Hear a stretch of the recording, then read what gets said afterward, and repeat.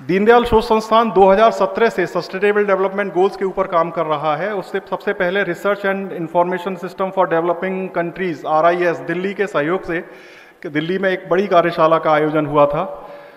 किस तरह से एकात्म मानव दर्शन और SDGs एकात्म हैं उस विषय पे लेके हम लोगों ने काम किया था। और उसके बाद में 3 अंतर्राष्ट्रीय सेमिनार का आयोजन हुआ। पहली सेमिनार 15 से लेकर 17 अप्रैल 2022 को चित्रकूट में ही संपन्न हुई थी, जिसमें माननीय नरेंद्र सिंह तोमर जी, जो तत्कालीन केंद्रीय कृषि मंत्री थे, तो उसमें sdginterventions.org इस तरह का एक प्लेटफॉर्म अपना बना था और उसका लोकार्पण हुआ था। हाइब्रिड मोड में वो कार्यशाला आयोजित की गई थी और रोम से और यहाँ दिल्ली और कई विदेशों से भी लोग उसमें जुड़े थे और एक अच्छी कार्यशाला यहाँ संपन्न हुई थी। सेकंड इंटरनेशनल जो हमारा SDG कॉन्फ्रेंस हुई 25 से 27 फरवरी 2023 को, इसमें SDG फोरम लॉन्च किया गया और चित्रकूट डिक्लेरेशन, उसके विषय में अपन लोगों ने यहाँ चर्चा की। और थर्ड जो अपनी इंटरनेशनल कॉन्फ्रेंस थी वो इसी वर्ष 25 से 27 फरवरी को हुई थी। उसका केंद्र था SDG 2 और SDG 4। ये वर्तमान में आज हम जिस पे चर्चा करने के लिए एकत्रित हुए हैं, आज जिसकी दिशा देंगे, अभी माननीय मुख्यमंत्री, अपने यशस्वी मुख्यमंत्री मध्य प्रदेश के मोहन यादव जी अपना एक संदेश देंगे। तो इस पे आज 2 दिनों में जो चर्चा होगी SDG 5 और SDG 7, यानी SDG 5 लैंगिक समानता की बात करता है और रिन्यूएबल एनर्जी और मॉडर्न एनर्जी की बात करता है SDG 7। इन पर चर्चा होगी। मैं ज़्यादा देर नहीं करते हुए आग्रह करूंगा अपनी टीम से कि माननीय मुख्यमंत्री जी का संदेश एक बार दिखाएं। नमस्कार। 22 से 24 नवंबर के बीच सतत विकास के लक्ष्यों को लेकर एक अंतर्राष्ट्रीय स्तर की चौथी कॉन्फ्रेंस चित्रकूट में दीनदयाल शोध संस्थान में आयोजित की जा रही है। मेरी अपनी ओर से इस अवसर पर पधारे देश विदेश के सभी विद्वानों का मैं मध्य प्रदेश सरकार की ओर से स्वागत करता हूं, अभिनंदन करता हूं। भारत रत्न नानाजी देशमुख ने ये एक स्वप्न देखा और वास्तव में बहुत सही भी है। अगर देश का विकास करना तो ग्रामों का विकास करना पड़ेगा। गांवों के अंदर स्वावलंबन सहित सब प्रकार के विकास के कामों की धुरी ग्राम आधारित व्यवस्था बने।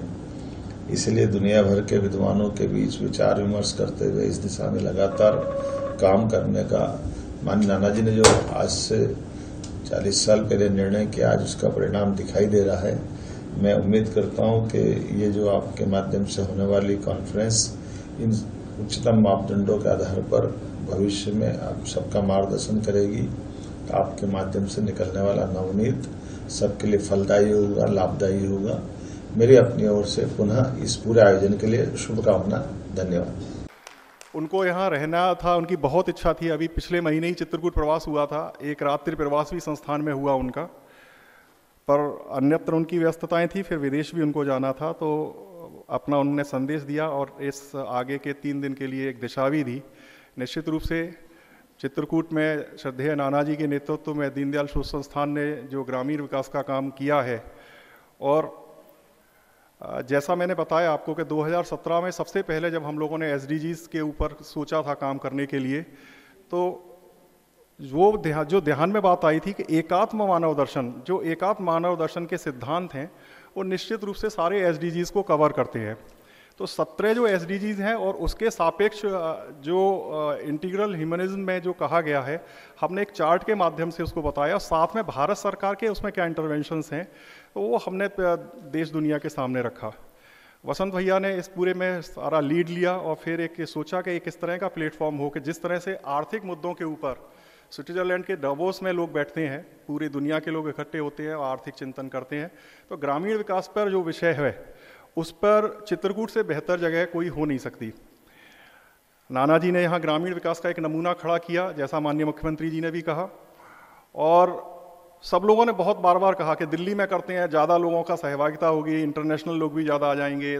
पर वसंत भैया का एक हमेशा आग्रह रहा कि हम करेंगे तो चित्रकूट में ही करेंगे। तो इसमें और बाकी लोगों का सबका सहयोग मिला। आप सभी के सहयोग से हम लोग इसको चौथा आयोजन कर रहे हैं और हर वर्ष इस आयोजन को करने की हम लोगों की सोच है और आगे करते रहेंगे। जैसा अभी आगे वसंत भैया इसके बारे प्रस्तावना में अपना बताएंगे कि किस तरह से आगे की रूपरेखा है, तो मैं ज़्यादा देर नहीं करते हुए वसंत भैया से ही निवेदन करूंगा कि आज के इस कार्यक्रम की प्रस्तावना और फिर प्रेजेंटेशन के माध्यम से अपना कुछ क्या आगे की रचना रहेगी उसके विषय में बताएं।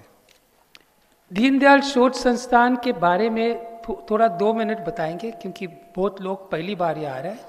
हम लोग कहते हैं कि we are a think and do tank. केवल थिंक टैंक नहीं है, हम लोग थिंक एंड डू करते हैं ज़मीन पे।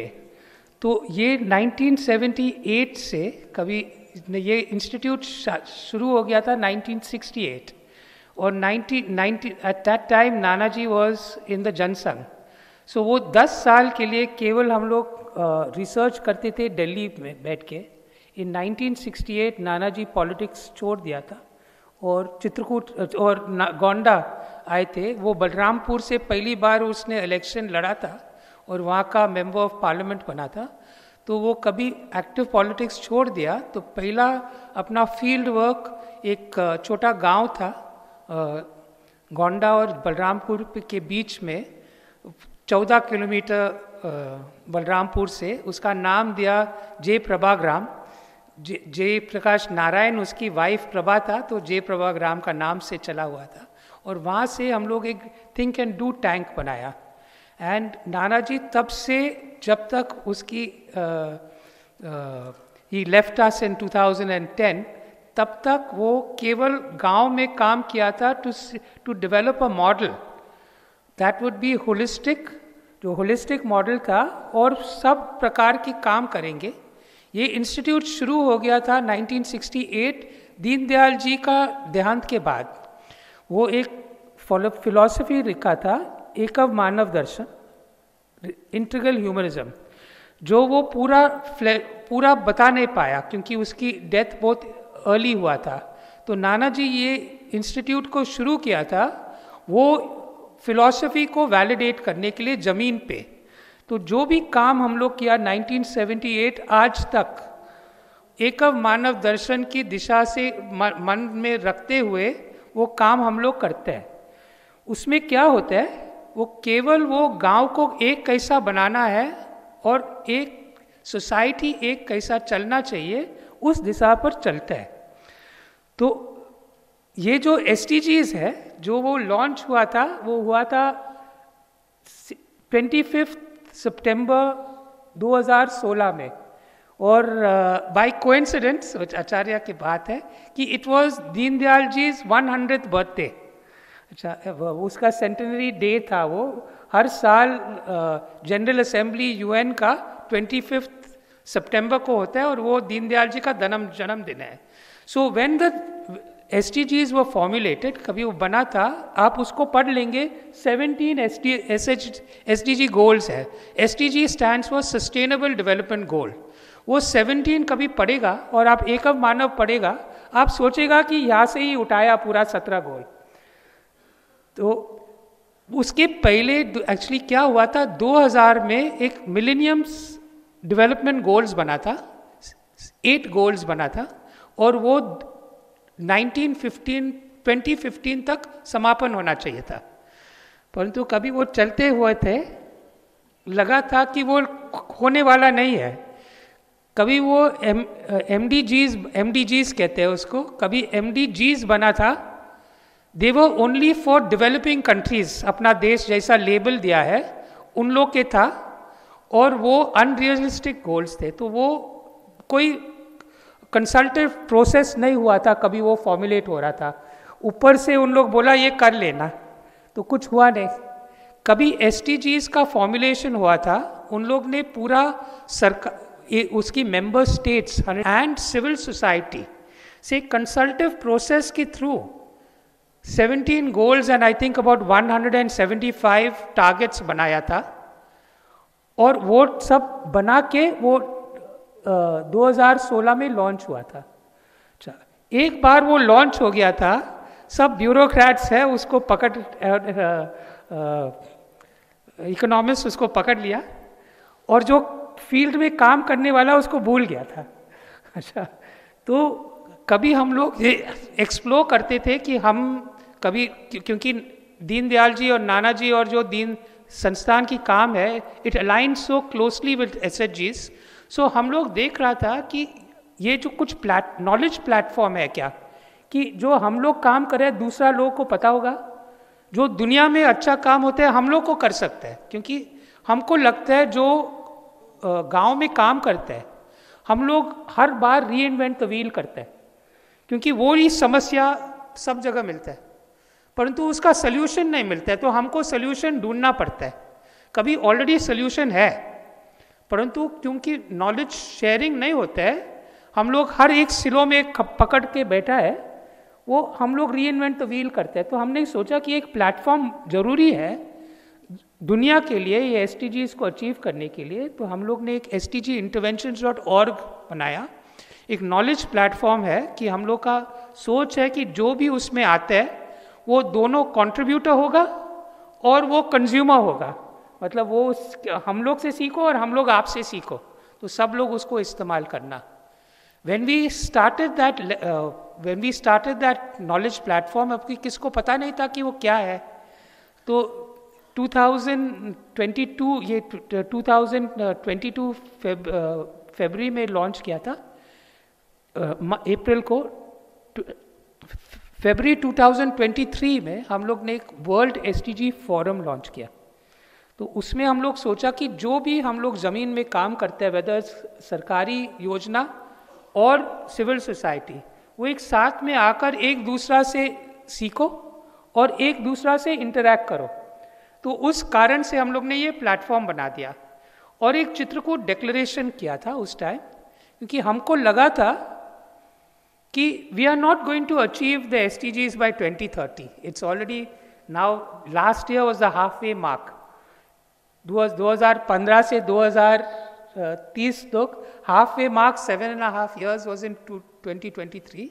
We had not even reached 20 to 30% of achievements of SDGs.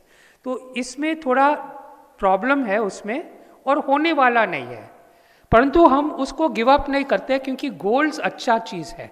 जो उन लोग कहते हैं कि नो पॉवर्टी, सबको एजुकेशन होना, ये अच्छा चीज़ है, करना है। तो हम सोचा था जैसा प्रधानमंत्री विकसित भारत 2047 किया था, हम लोग कहते हैं कि what should we do beyond 2030, कि 2030 एंड बियॉन्ड का हम लोग क्या करेंगे। तो उस सोच के हम लोग ने प्लेटफॉर्म बना दिया था। तो कभी हम लोग SDGs की बात करते हैं और सस्टेनेबिलिटी की बात करते हैं, हम क्यों सस्टेनेबल करो। आज की तारीख में पूरा मेजरमेंट सिस्टम जो होता है दुनिया में, it's on consumption and production. GDP जो भी आप देख लेंगे, it's how much the country produces and how much the country consumes. तो when we talk about consumption and production, वो सस्टेनेबल गोल्स हो ही नहीं सकते।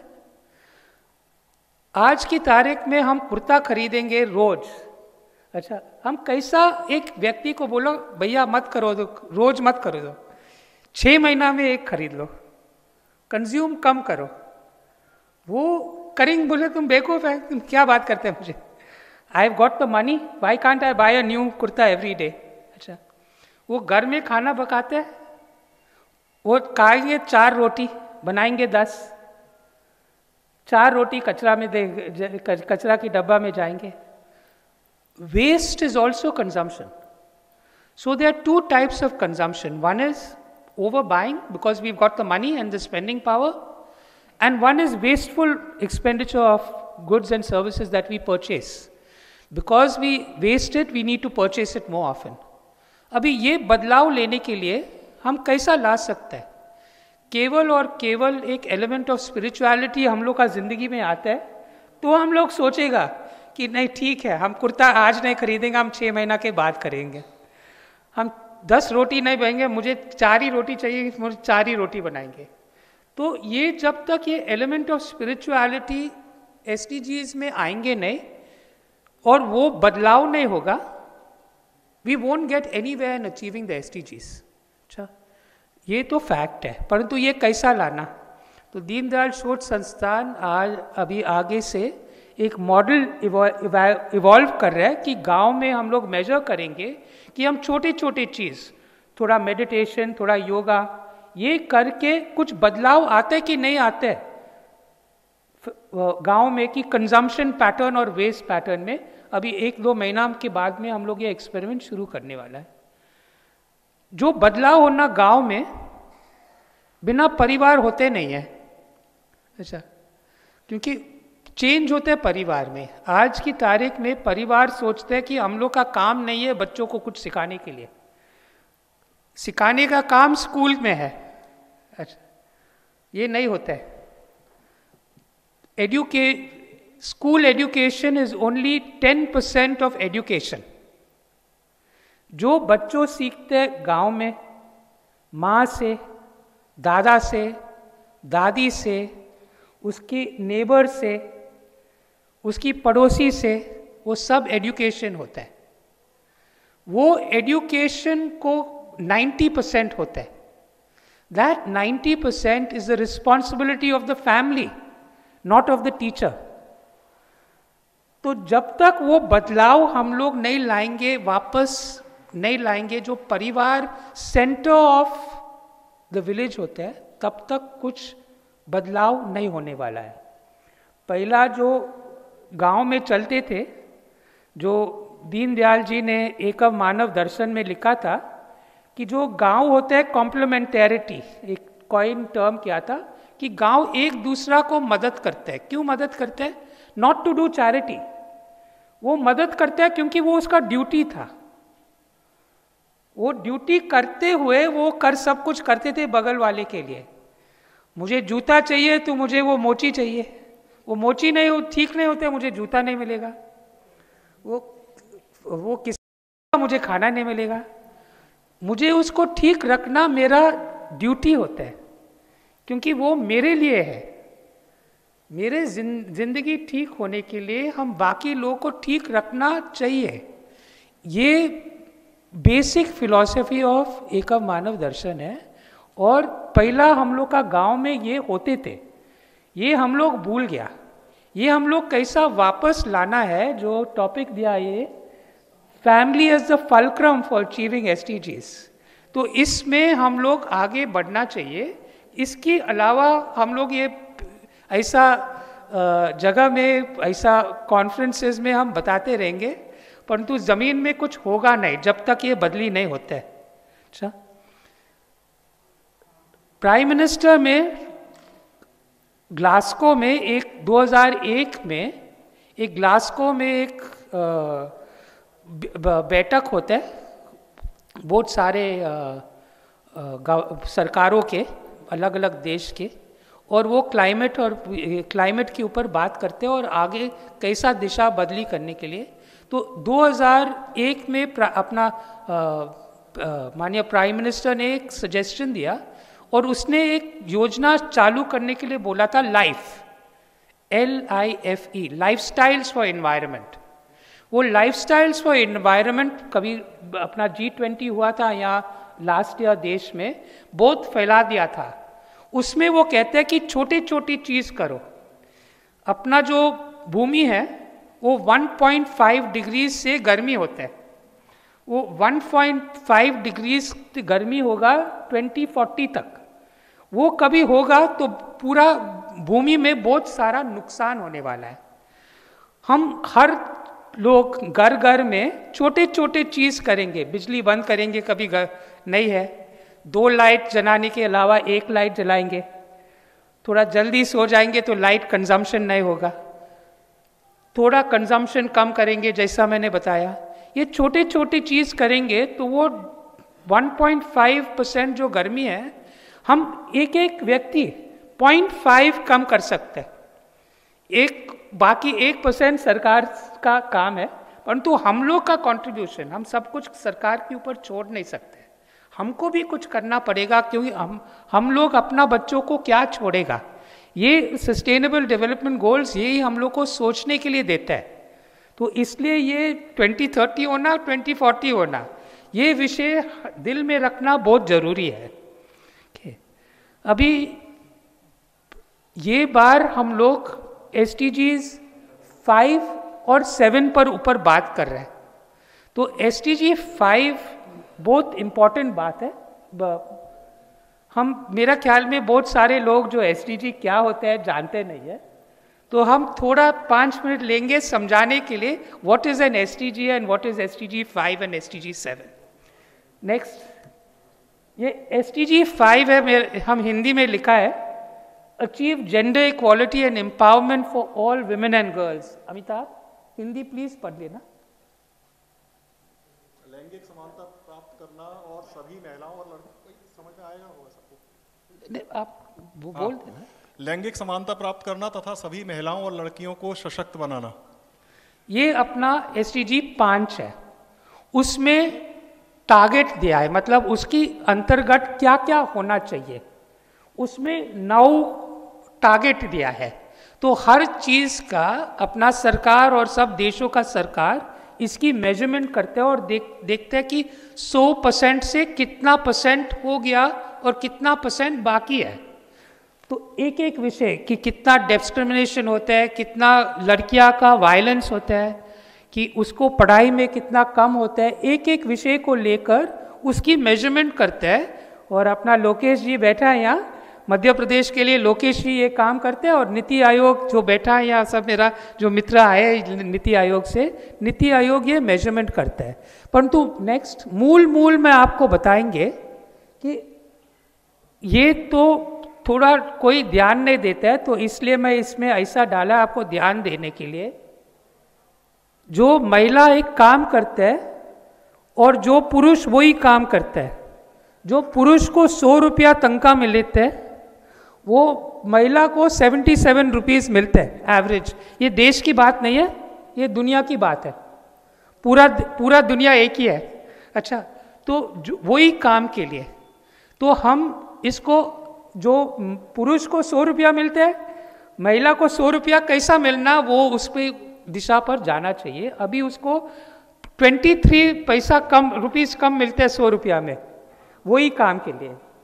दूसरा, जो 100 महिला है उसमें से 35 महिला को कुछ अब्यूज हुआ है, मतलब वायलेंस हुआ है, नहीं तो सेक्सुअल अब्यूज हुआ है। ये बहुत बड़ी फिगर है।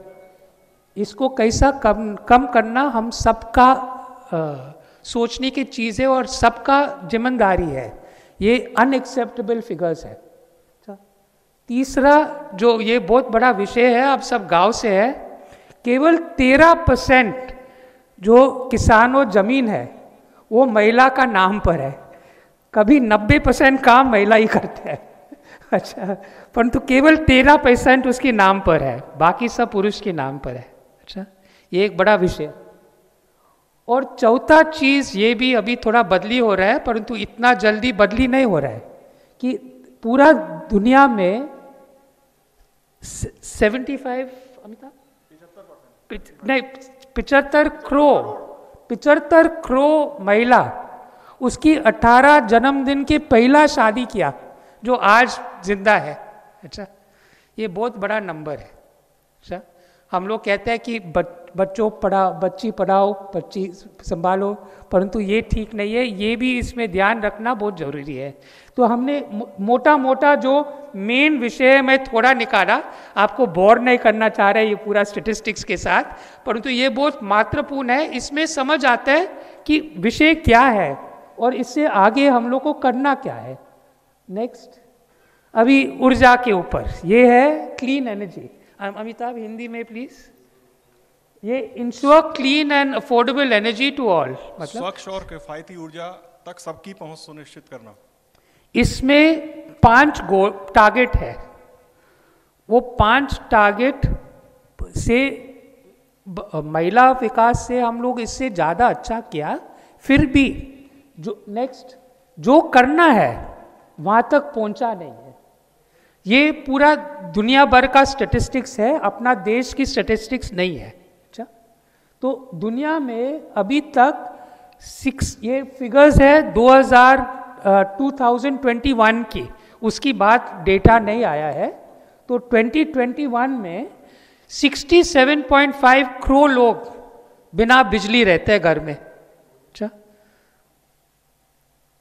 230 करोड़ घर है जिसमें उज्ज्वला नहीं है, मतलब कुकिंग गैस नहीं है। अच्छा, और रिन्यूएबल एनर्जी मतलब सोलर एनर्जी, विंड एनर्जी केवल 19% पूरा ऊर्जा का जनरेशन है।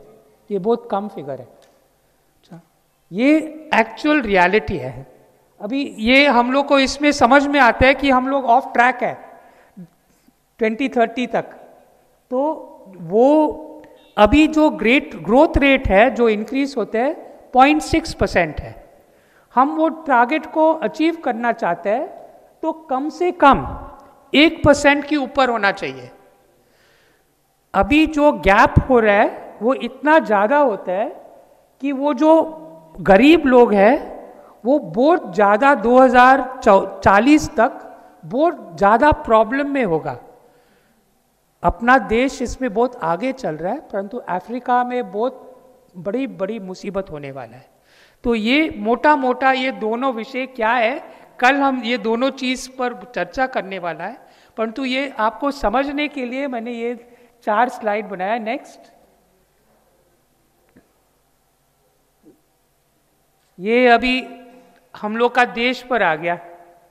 तो नीति आयोग का जो रिपोर्ट है जो 2023 में निकला, अगले साल निकला था, कि उसमें हम लोग 3-4 साल से काफ़ी आगे बढ़ा है।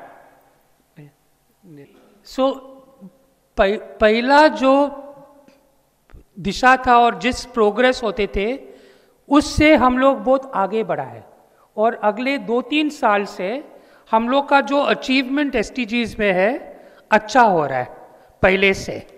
तो सिग्निफिकेंट प्रोसेस गोल 1 जो नो पॉवर्टी वाला मुद्दा है, गोल 8 डिसेंट वर्क मतलब अच्छा नौकरी मिलना, गोल 13 क्लाइमेट चेंज में हम लोग एक लीडर है पूरा दुनिया में, और गोल 17 जो ज़मीन पर जो लाइफ ऑन लैंड कहते हैं उसको, उसमें जो अपना जानवर ज़मीन वो सब, वो 5J जो कहते हैं, जल जमीन जानवर जंगल, उसके माध्यम से हम लोग आगे बढ़ा हुआ है।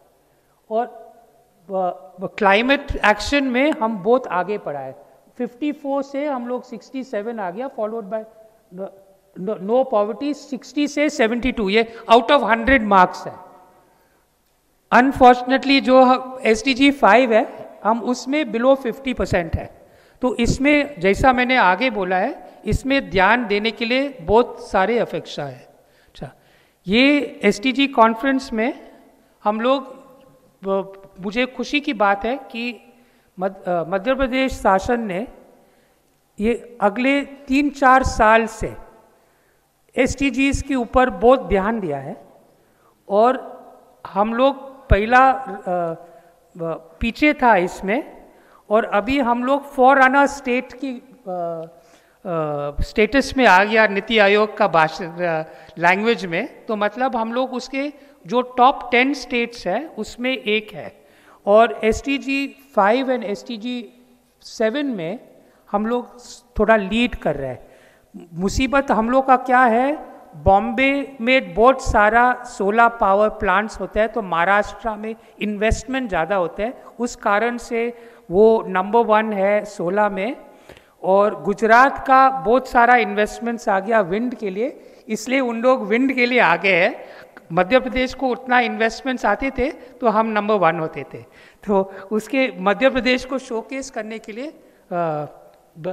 अमिताभ भैया लोकेश जी को बुला देंगे। हम लोगों के बीच में लोकेश शर्मा जी हैं, बहुत बड़ा परिचय है उनका, लोकेश जी का। युवा हैं, पर अगर उनका परिचय पढ़ा जाए तो मुझे लग रहा है काफ़ी समय लगेगा। इस समय विशेष रूप से मुख्यमंत्री के विशेष कर्तव्यस्थ अधिकारी हैं मध्य प्रदेश शासन में, और अटल बिहारी वाजपेयी सुशासन एवं नीति विश्लेषण संस्थान के CEO हैं। नीति के विषय में इनका एक बहुत बड़ा अध्ययन भी है, और देश विदेश में बहुत जगहों पर ये घूमे हैं।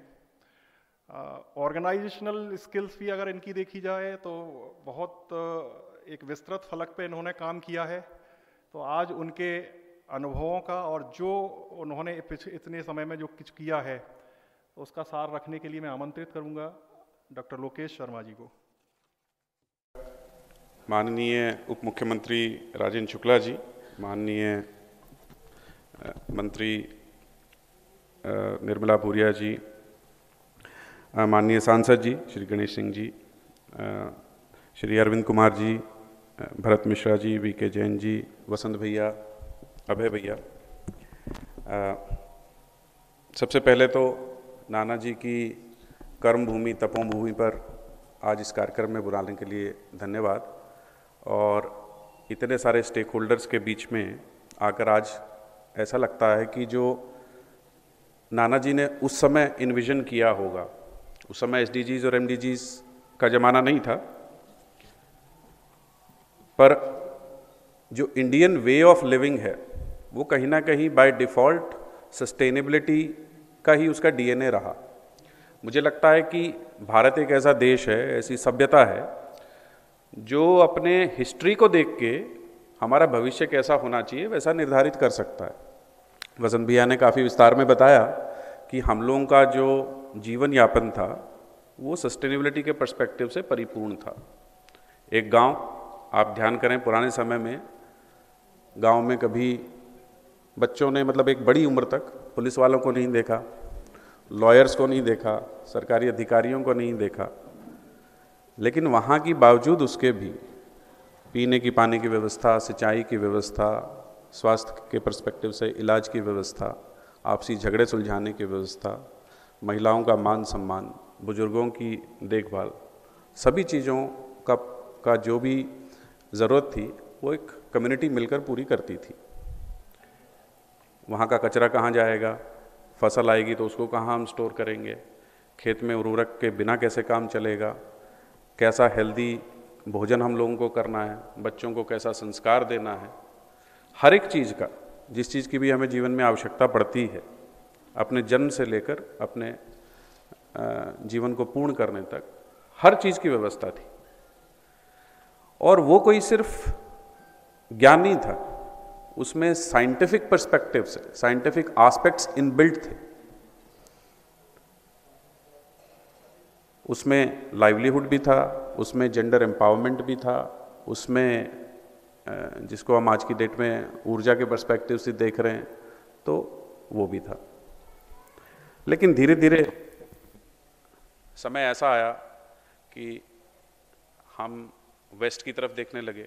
वेस्ट ने हमें डिफाइन करना शुरू किया कि MDGs बने, SDGs बने, पर आप सब लोगों के भी ध्यान में होगा कि आज़ादी से पूर्व, आज़ादी के बाद स्थिति ऐसी थी कि हम उन बेंचमार्क्स पे शायद खरा नहीं उतर पा रहे थे और उसकी एक अपनी यात्रा शुरू हुई। मध्य प्रदेश की बारे में जब मैं बात करूंगा तो मैं 2 दशक पुराने से शुरू करूंगा, क्योंकि उससे पहले तो जो व्यवस्थाएं थी वो ऐसी चरमरा गई कि जिस स्टेज में अपना प्रदेश आ गया था, जैसी स्थिति यहाँ बन गई थी, मुझे लगता है कि कुछ ही ऐसे प्रदेश भारत देश में होंगे जिनको बीमारू का टैग मिला, जिसमें बिहार, राजस्थान, मध्य प्रदेश, इन प्रदेशों का जिक्र होता था। उसका कारण था कि हमारी डी ग्रोथ होनी शुरू हो गई थी, एग्रीकल्चर में हम माइनस में चले गए थे, इकोनॉमिक ग्रोथ हमारी माइनस में चली गई थी। लेकिन पिछले 2 दशकों में जो काम हुआ वो सिर्फ सोशल एंगल पर नहीं हुआ। हम सबके ध्यान में है कि इकोनॉमी उसके लिए एक बड़ा रोल प्ले करती है। अच्छा, इसको नेक्स्ट कर दें। हाँ, ओके, हाँ। तो मैं इसी स्लाइड की बात कर रहा था कि जब भी हम कोई भी महत्वपूर्ण मुद्दे पर बात करें तो परिप्रेक्ष्य जानना बहुत जरूरी है। मध्य प्रदेश का परिप्रेक्ष्य 20 साल पहले कैसा था उसकी हम बात करें। हमारी इकोनॉमी का मैंने कहा कि लगभग डी ग्रोथ जैसी स्थिति बन गई थी। हमने इंफ्रास्ट्रक्चर, बिजली, पानी, सड़क, मध्य प्रदेश के बारे में कई बार कहा जाता है कि सड़क में गड्ढे थे या गड्ढे में सड़क थी, ये जानना ही मुश्किल हो जाता था। भोपाल से इंदौर, मैं तो अभी हाल फिलहाल जाना शुरू किया, पर लोग बताते हैं कि 5-5, 7-7 घंटे लगते थे, जो अब 2-2.5 घंटे में भी कवर होता। विभिन्न का जो रिप्रेजेंटेशन था वो एज लो एज 7-8% था। 53% चाइल्ड मैरिजेज रिपोर्ट होती थी। IMR MMR की बुरी दुर्दशा थी, जो आज भी स्थिति बनी हुई है, क्योंकि हम एक ऐसे जंक्शन पर हैं, ऐसे ट्रांजिशन में हैं जहाँ पर हमारे कुछ अनफिनिश्ड MDGs हैं और कुछ हम SDGs को कंप्लीट करने की तरफ बढ़ रहे हैं। हमारी जो जीडीपी है मात्र 8,000 करोड़ की हुआ करती थी, पर कैपिटा इनकम मात्र 11,000 रुपए की हुआ करती थी। नेक्स्ट। तो स्थिति ऐसी थी कि हम लोग नीचे से बहुत चीज़ों में टॉप करते थे, ऊपर की तो बात ही हम भूल जाएं। और वो स्थिति, वो समय ऐसा था जब हमने काम करना शुरू किया, इकोनॉमिक ग्रोथ की बात बढ़े, तो जैसे हम सब लोग घरों में नया नया काम करना शुरू करें और मान लीजिए 10,000 रुपये की किसी की तनख्वाह हुई, तो उस समय ये निर्धारण करना होता है कि इस 10,000 में से मैं किराया पहले दूंगा, कि किचन का खर्चा पहले चलाऊंगा, कि शॉपिंग पहले करूंगा, कि मैं गाड़ी के लिए या दोपहिया वाहन पहले खरीदूंगा। बिल्कुल एक ऐसी स्थिति मध्य प्रदेश के सामने थी कि रिसोर्सेज लिमिटेड थे, रिक्वायरमेंट ज़्यादा थी, इन्वेस्टमेंट की ज़रूरत बहुत ज़्यादा थी, लेकिन प्रायोरिटाइजेशन कैसे हो उसका निर्धारण करना अति आवश्यक था, जो कि मुझे लगता है कि मध्य प्रदेश ने अपने हिसाब से बहुत अच्छे ढंग से किया। पहला दशक उसने इकोनॉमिक डेवलपमेंट पे फोकस किया, जिसमें बिजली, पानी, सड़क, इरिगेशन, इन चीज़ों पर ध्यान दिया, और साथ साथ जहाँ जहाँ सोशल डेवलपमेंट के लिए important policy intervention, policy deployment की ज़रूरत थी, वहाँ से शुरुआत करी। महिलाएं इसके कोर में रही, इसलिए जेंडर 5 में जो आज हमारी प्रोग्रेस दिखती है, जिसमें लाडली बहना जैसी स्कीम है, जिसमें नेक्स्ट स्लाइड प्लीज, जिसमें हम लोग अगर ये देखें कि हम लोगों का महिलाओं का रिजर्वेशन कितना वर्कफोर्स बढ़ाने के लिए दिया गया, जिसमें साइकिल वितरण तक हुआ ताकि वो स्कूल बच्चियां जा पाएँ और अपना पढ़ाई को पूरा कर पाएँ। बजट धीरे धीरे बढ़ता हुआ चला गया, जिसमें मात्र 263 करोड़ से आज लगभग 15,000 करोड़ का बजट मध्य प्रदेश में सिर्फ महिलाओं के लिए दिया गया। मध्य प्रदेश ऐसा पहला राज्य बना जिसने जेंडर बजटिंग पे काम करना शुरू किया, और उसकी तारीफ जो है वो यूनिसेफ ने जिनेवा में UNGA के उसमें भी की, और इस बात को रिकग्नाइज किया गया। हमारा चाइल्ड मैरिजेस का रेट एज हाई एज 53% होता था। आधे से ज़्यादा बच्ची जो शादी है वो अडल्टहुड अचीव करने से पहले हो जाती थी, जिसके कारण अस्वस्थ बच्चे, उनकी स्वस्थता, उनका स्वस्थ जीवन का अभाव होना, ये सारी समस्याएं बनी हुई थी। वो जो है गिरकर लगभग 23% आ गया। मुझे लगता है अगली रिपोर्ट आएगी तो शायद 17 या 18% ही रह जाएगा। जो इंस्टीट्यूशनल डिलीवरीज थी मात्र 29% थी, उसको 90% प्लस में लेके जाना, जिसके कारण हमारा IMR MMR यानी कि जो शिशु मृत्यु दर थी और मातृ मृत्यु दर थी, उसमें एक बड़ा नंबर अचीव करा। आज भी कई आप देखेंगे तो आपको ऐसा लगेगा कि अभी भी हम जिस गोल को लेकर चल रहे हैं, जिस टारगेट को लेकर चल रहे हैं, हम बहुत दूर हैं। लेकिन उसका कारण ये था कि हमारे पास लेगेसी में इतना बड़ा गैप था, इतना बड़ा गड्ढा भरने के लिए था कि उसको पूरा करने के लिए समय चाहिए। मुझे लगता है कि एक यूजुअल बिजनेस अगर उसको बना देते तो शायद अगले 50 साल भी ना कर पाते, लेकिन अभी 20 साल में हमने उसको अचीव किया, और आने वाले 5-7 साल में, 10 साल में इन समस्याओं का निराकरण भी हम लोग देखेंगे। Next slide please. जैसे मैंने कहा कि जेंडर इक्वालिटी ट्रांसफॉर्मेशन सिर्फ महिलाओं का नहीं, समाज का है, परिवार का है। और उसी पर्सपेक्टिव से देखें तो हमारी जो लेबर फोर्स में इंक्रीज हुई महिलाओं का, वो लगभग 47% गाँव में पहुंच गया है, और अर्बन में 26% पहुंच गया है, जो कि ना के बराबर था। और उसमें सिर्फ कृषि के क्षेत्र में नहीं, बाकी क्षेत्रों में भी हमारे यहाँ सेल्फ हेल्प ग्रुप जिसको हम कहते हैं, वो एक बड़ा ट्रांसफॉर्मेशन हुआ, एक बड़ी क्रांति आई, जहाँ पर महिलाओं ने अपने छोटे छोटे ग्रुप बना के, स्वयं सहायता ग्रुप बनाकर काम करना शुरू किया। और आज तो ऐसा भी हो गया है कि वो सिर्फ प्रोडक्ट में नहीं है, वो कोई छोटी छोटे सुई धागे से काम नहीं कर रही, वो बड़े बड़े सर्विस सेक्टर में भी चली गई हैं। वो टोल पे भी आप देखेंगे तो टोल्स को मैनेज करना शुरू कर दिया। जो सड़क पे टोल हैं वो बहुत सारी जगह पे हमारे SHGs को दिए गए हैं। उन्होंने अपने रोड रोलर्स खरीद दिए हैं, और वो गवर्नमेंट को लीज पे देती हैं, कॉन्ट्रैक्टर्स को लीज पे देती हैं, ताकि सड़क बनाने के लिए काम आए और वो उससे पैसा ले। और उनका जो रीपेमेंट है लोन का महिलाओं का, एज गुड एज 97-98% है। जो छोटे छोटे घरों में महिलाएं जिनको हम कहते थे ये क्या काम करेंगी, अगर आज आप उनका बिजनेस सेंस देखें, बिजनेस चलाने का तरीका देखें, तो वो इसी चीज से पता चलता है कि उन्होंने 10,000 का लोन लिया तो लौटाया कितना। माइक्रो फाइनेंस में सबसे बड़ा इशू बेंचमार्क का वही होता है, लेकिन हमारे महिलाओं ने 97-98% तक जो पैसा लिया उसको वापस लौटाया, और उसको काम में करके अपने रेवेन्यू को ग्रो कर दिया। हमारे यहाँ तभी लखपति दीदी का कॉन्सेप्ट आया कि इतनी महिलाएं, लखपति उनका जो SHG ग्रुप का जो टोटल रेवेन्यू था, महिलाओं का जो अर्निंग था, वो लाखों में चला गया, तो लखपति दीदी हम लोग कहने लगे। और अब प्रदेश ने टारगेट लिया कि हम 1 लाख लखपति दीदी बनाएंगे। इसी तरह से जो हमारा MMR कभी 335 पर 1000 होता था, 173 पर आ गया। पर जैसे मैंने कहा कि ये सिर्फ इकोनॉमिक पर्सपेक्टिव नहीं था। वसंत भैया ने भी कॉन्टेक्स्ट में शुरू में कहा कि समाज को परिवार की तरह देखना, महिलाओं को उनके कॉन्टेक्स्ट में देखना, क्योंकि जब वेस्टर्न वर्ल्ड एसडीजीज डिफाइन करता है वो हमारे लोकल कॉन्टेक्स्ट को समझने की कोशिश ज़रूर करता है, लेकिन उनकी ओरिएंटेशन वेस्टर्न वर्ल्ड की ही रहती है।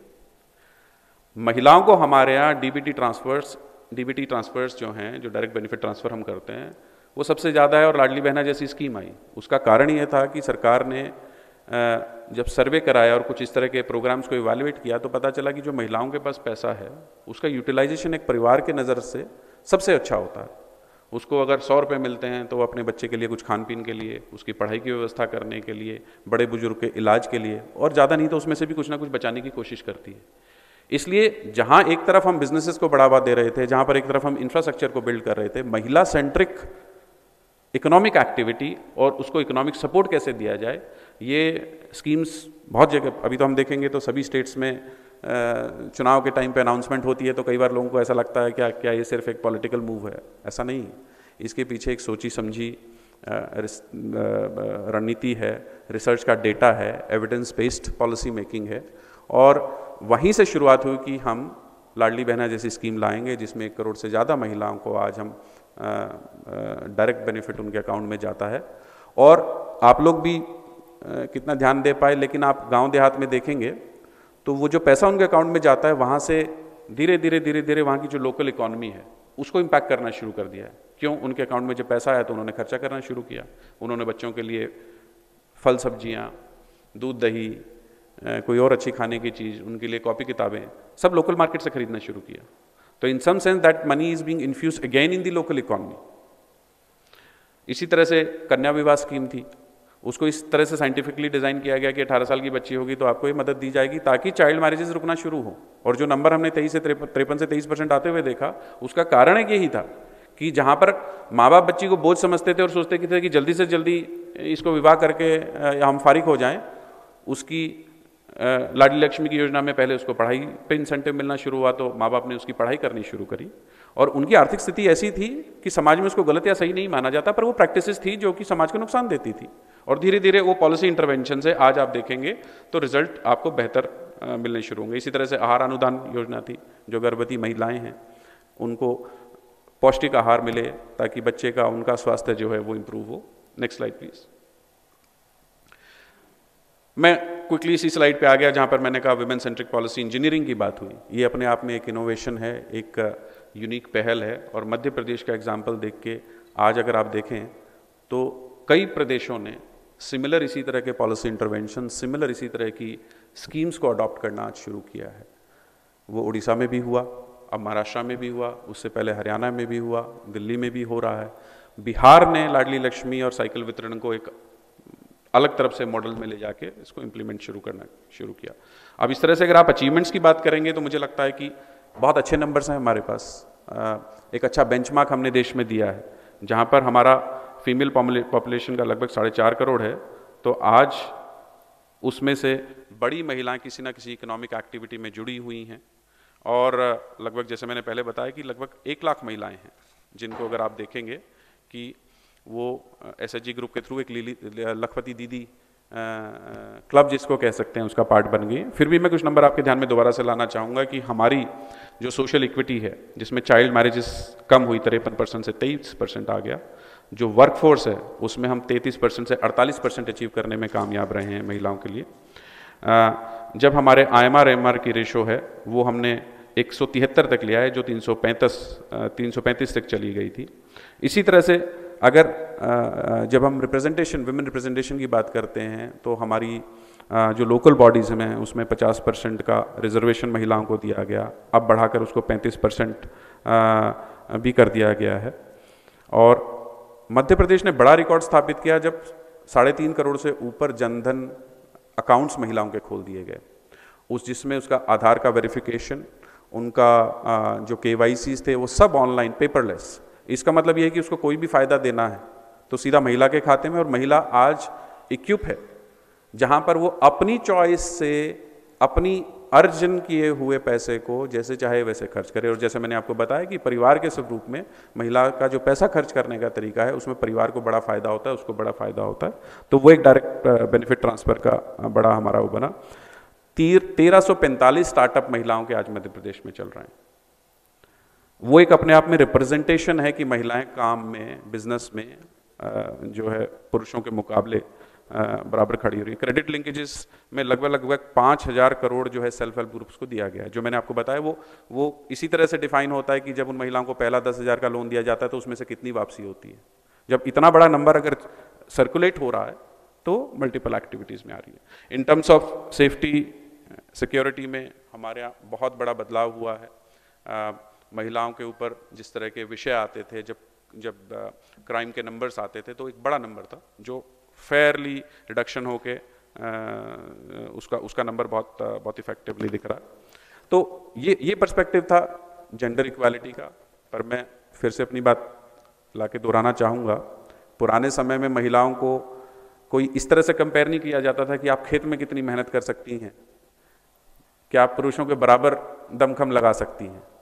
उनको उस टाइम के सिचुएशन के हिसाब से मान सम्मान देना, और साउथ में तो हमने देखा कि महिलाएं परिवार के सारे डिसीजन भी लेती थी, उसमें पुरुषों का काम अलग तरीके से निर्धारित था। इसी तरह से पूरे देश में, पूरी सभ्यता में महिलाओं को उनका पर्सपेक्टिव के हिसाब से एक रोल ऐसा डिफाइंड था कि उनका मान सम्मान समाज में बना रहे। जिस तरह का वो काम बहुत अच्छे से कर सकती हैं उस काम का निर्धारण किया जाए और लोग उनको उसी तरह के काम में फॉलो करना, उसी तरह से उनका कंट्रीब्यूशन लेना समाज में। हालांकि आज की डेट में कंपैरिजन ऐसा है कि महिलाएं वर्कफोर्स के पर्सपेक्टिव से भी देखी जाती हैं। तो कुल मिलाकर मध्य प्रदेश की कुछ अचीवमेंट्स ऐसी हैं जो आज देश में, दुनिया में बेंचमार्क बनी है। एक बड़ा काम किया जाना अभी भी बाकी है, क्योंकि IMR, MMR, न्यूट्रिशन, एजुकेशन में हम अभी भी निचले पायदानों में कई बार दिखते हैं। पर मुझे लगता है कि इतना स्ट्रॉन्ग बेस बनने के बाद एक अच्छा प्लेटफॉर्म क्रिएट हो गया है, जिससे जो आगे की गति है वो तीव्र रहेगी और सरकार अपनी पॉलिसी इंटरवेंशंस को स्पेसिफिक उसी डायरेक्शन में लेके जाएगी जहां पर हम इन टारगेट्स को अचीव कर पाएँ। हमारा जो 7वां, नेक्स्ट स्लाइड प्लीज, जो 7वां गोल है, हालांकि हमारे बीच में राजेंद्र शुक्ला जी हैं, जैसे वसंत भैया ने बताया कि ये policy think and do tank है, DRI। उसी अप्रोच के साथ राजेंद्र शुक्ला जी ने ऑलरेडी एक बड़ा जो ट्रांसफॉर्मेशन था रिन्यूएबल सेक्टर में मध्य प्रदेश के लिए वो डिलीवर किया है। वो उस बारे में ज़्यादा बात करेंगे। पर देखकर बहुत अच्छा लगता है कि मध्य प्रदेश आज देश में अग्रणी राज्यों में है, जहाँ पर उसने अपनी रिन्यूएबल की कैपेसिटी को ऑलमोस्ट 40 गुना बढ़ा दिया है पिछले 20-25 सालों में। सोलर सेक्टर में बड़ा काम हुआ। हम बार बार सुनते हैं कि हमारे यहाँ रीवा में बहुत बड़ा प्लांट आया, जिसका श्रेय भी राजेंद्र शुक्ला जी को जाता है। उसी तरह से हमने ओंकारेश्वर में फ्लोटिंग प्लांट का पहली बार एक्सपेरिमेंट किया। आज मध्य प्रदेश में जो सोलर से बिजली बनती है उससे दिल्ली में मेट्रो तक भी चलती है। इसीलिए जो उसकी प्राइसेस थे वो 2.5 रुपये 3 रुपये तक भी बिडिंग में आने शुरू हुए, PPAs जो सरकार ने किए। तो उस दिशा में काम बहुत हुआ है। किसानों को हमने सोलर बिजली सप्लाई देनी शुरू करी। उनके जो पंप्स हैं जिससे वो अपना इरिगेशन का काम करते हैं, सोलर पंप्स के लिए इनिशिएटिव शुरू हुए और उनकी अपनी एक इंडिपेंडेंस वहाँ पर क्रिएट हो गई, ताकि वो सिर्फ सरकारी बिजली सप्लाई के भरोसे ना रहें। और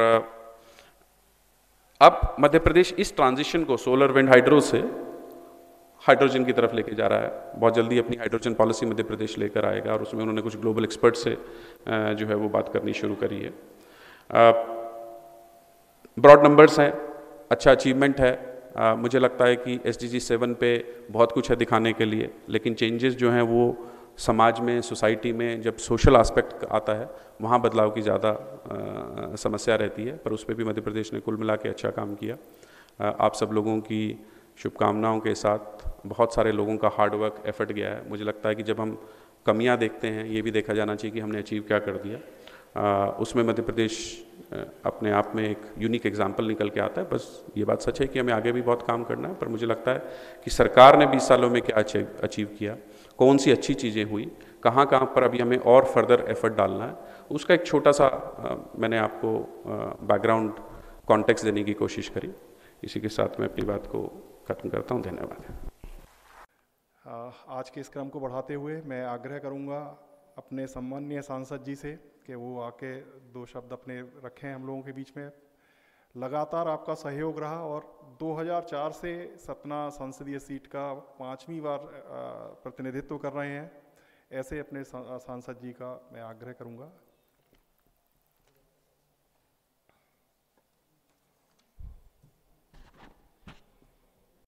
दीनदयाल शोध संस्थान चित्रकूट की तरफ से चतुर्थ एसडीजी अंतर्राष्ट्रीय सम्मेलन के प्रथम दिवस पर आज यहाँ पर हम सबके बीच विराजमान मध्य प्रदेश सरकार के हमारे सम्मानीय उप मुख्यमंत्री आदरणीय श्री राजेंद्र शुक्ल जी, महिला बाल विकास की हमारी मंत्री बहन निर्मला भूरिया जी, आदरणीय लोकेश जी जो डायरेक्टर हैं अटल बिहारी वाजपेयी गुड गवर्नेंस के, आदरणीय अरविंद कुमार जी, हमारे क्षेत्रीय विधायक आदरणीय श्री सुरेंद्र सिंह गहरवार जी, डॉक्टर वीके जैन जी, अभय महाजन जी,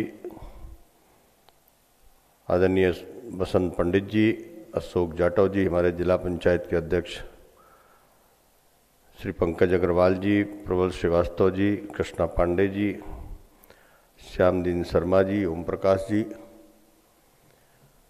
और इस अंतर्राष्ट्रीय संगोष्ठी में भाग लेने के लिए आए हुए देश भर से प्रतिनिधिगण, भाइयों बहनों मित्रों,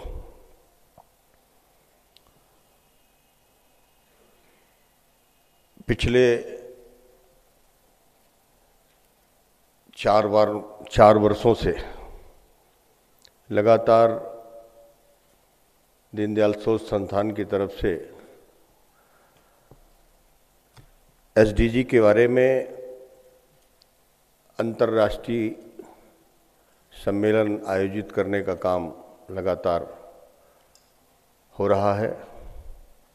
आज इसकी शुरुआत हो रही है। इस बार के जो विषय हैं उन्होंने लैंगिक समानता और क्लीन एनर्जी और ग्रीन एनर्जी पर जो यहाँ पर संगोष्ठी शुरू हुई है, बहुत विस्तार से अभी लोकेश जी ने मध्य प्रदेश के बारे में, इन दोनों सब्जेक्टों में मध्य प्रदेश ने जो अचीव किया है और किस तरह से 2004 के पहले मध्य प्रदेश की स्थिति थी, उसकी जो विस्तृत रूपरेखा आप लोगों के सामने रखी है, बिल्कुल सही है कि इस देश में आज़ादी के बाद लगभग 76 वर्ष हो गए। कई ऐसे सवाल देश के सामने हैं जिनमें देश को बहुत आगे जाना चाहिए था। हमारे पास ह्यूमन रिसोर्स है, नेचुरल रिसोर्स है, हमारे पास विजन भी है, लेकिन उसके प्रयास कमज़ोर थे। इस वजह से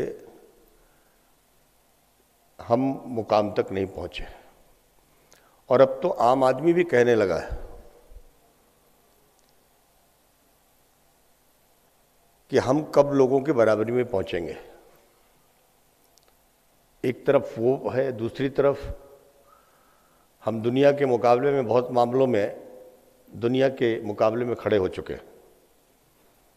और इसी वजह से सतत विकास की प्रक्रिया जो शुरू हुई है और एक नया स्वरूप पर आई है, ये वाकई में एक अच्छी पहल है।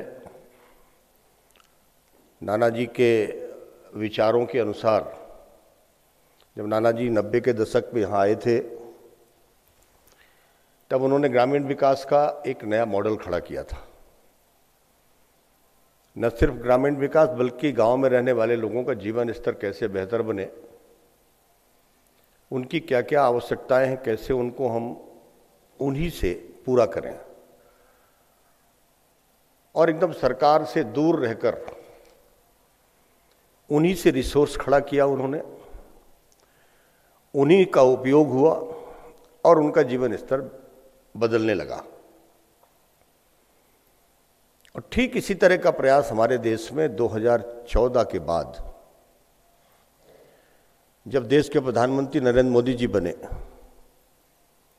तो हमने देखा है कि ऐसे ऐसे विषय उन्होंने उठाए देश के स्तर पर जिनके बारे में पहले ही पूर्ववर्ती सरकारों ने सोचना ही बंद कर दिया था।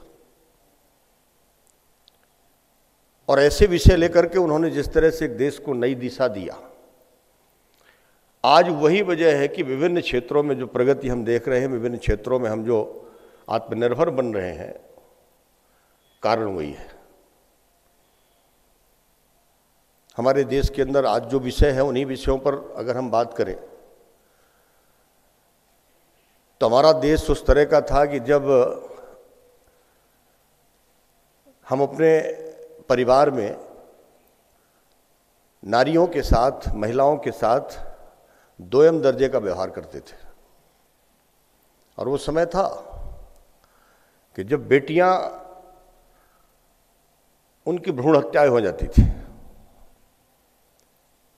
जल्दी विवाह हो जाता था तो ससुराल जाती थी, वहां जिंदा जला दिया जाता था। पेट भर भोजन भी नहीं मिलता था, सबसे बाद में खाना मिलता था। स्कूल जाने की अनुमति नहीं थी। और धीरे धीरे ये स्थिति हुई कि जिसके घर में बेटी ने जन्म ले लिया, वो माता पिता अपने आप को मानते थे कि हमारा जीवन बर्बाद हो गया। ये ज्यादा दिन पुरानी सोच नहीं है, ये 2004 के पहले हमारे मध्य प्रदेश में था। मैं धन्यवाद देना चाहता हूं पूर्व मुख्यमंत्री शिवराज सिंह चौहान जी को। अद्भुत सोच का व्यक्तित्व थे उनका। जब बेटियों के मामले में वो इतना गंभीर हुए और जिस तरह से उन्होंने योजनाएं बना करके समाज के लोगों को जागरूक किया और उनको बल्कि सोचने के लिए मजबूर किया। आज वही मध्य प्रदेश है कि अब बेटी और बेटे में कोई फर्क नहीं रह गया। गरीब से गरीब परिवार में भी अब बेटियों का सम्मान होने लगा। अगर एक या दो बेटी है, बेटा नहीं हुआ तो वो संतुष्ट है। और बेटियों को बराबरी में लाने के लिए अब सारी तरह की सुविधाएं शुरू हो गई। उसका कारण सिर्फ ये हुआ कि पहले बेटियां हमारे यहां एक बोझ बन करके जीती थी, आज बेटियां वरदान बन गई।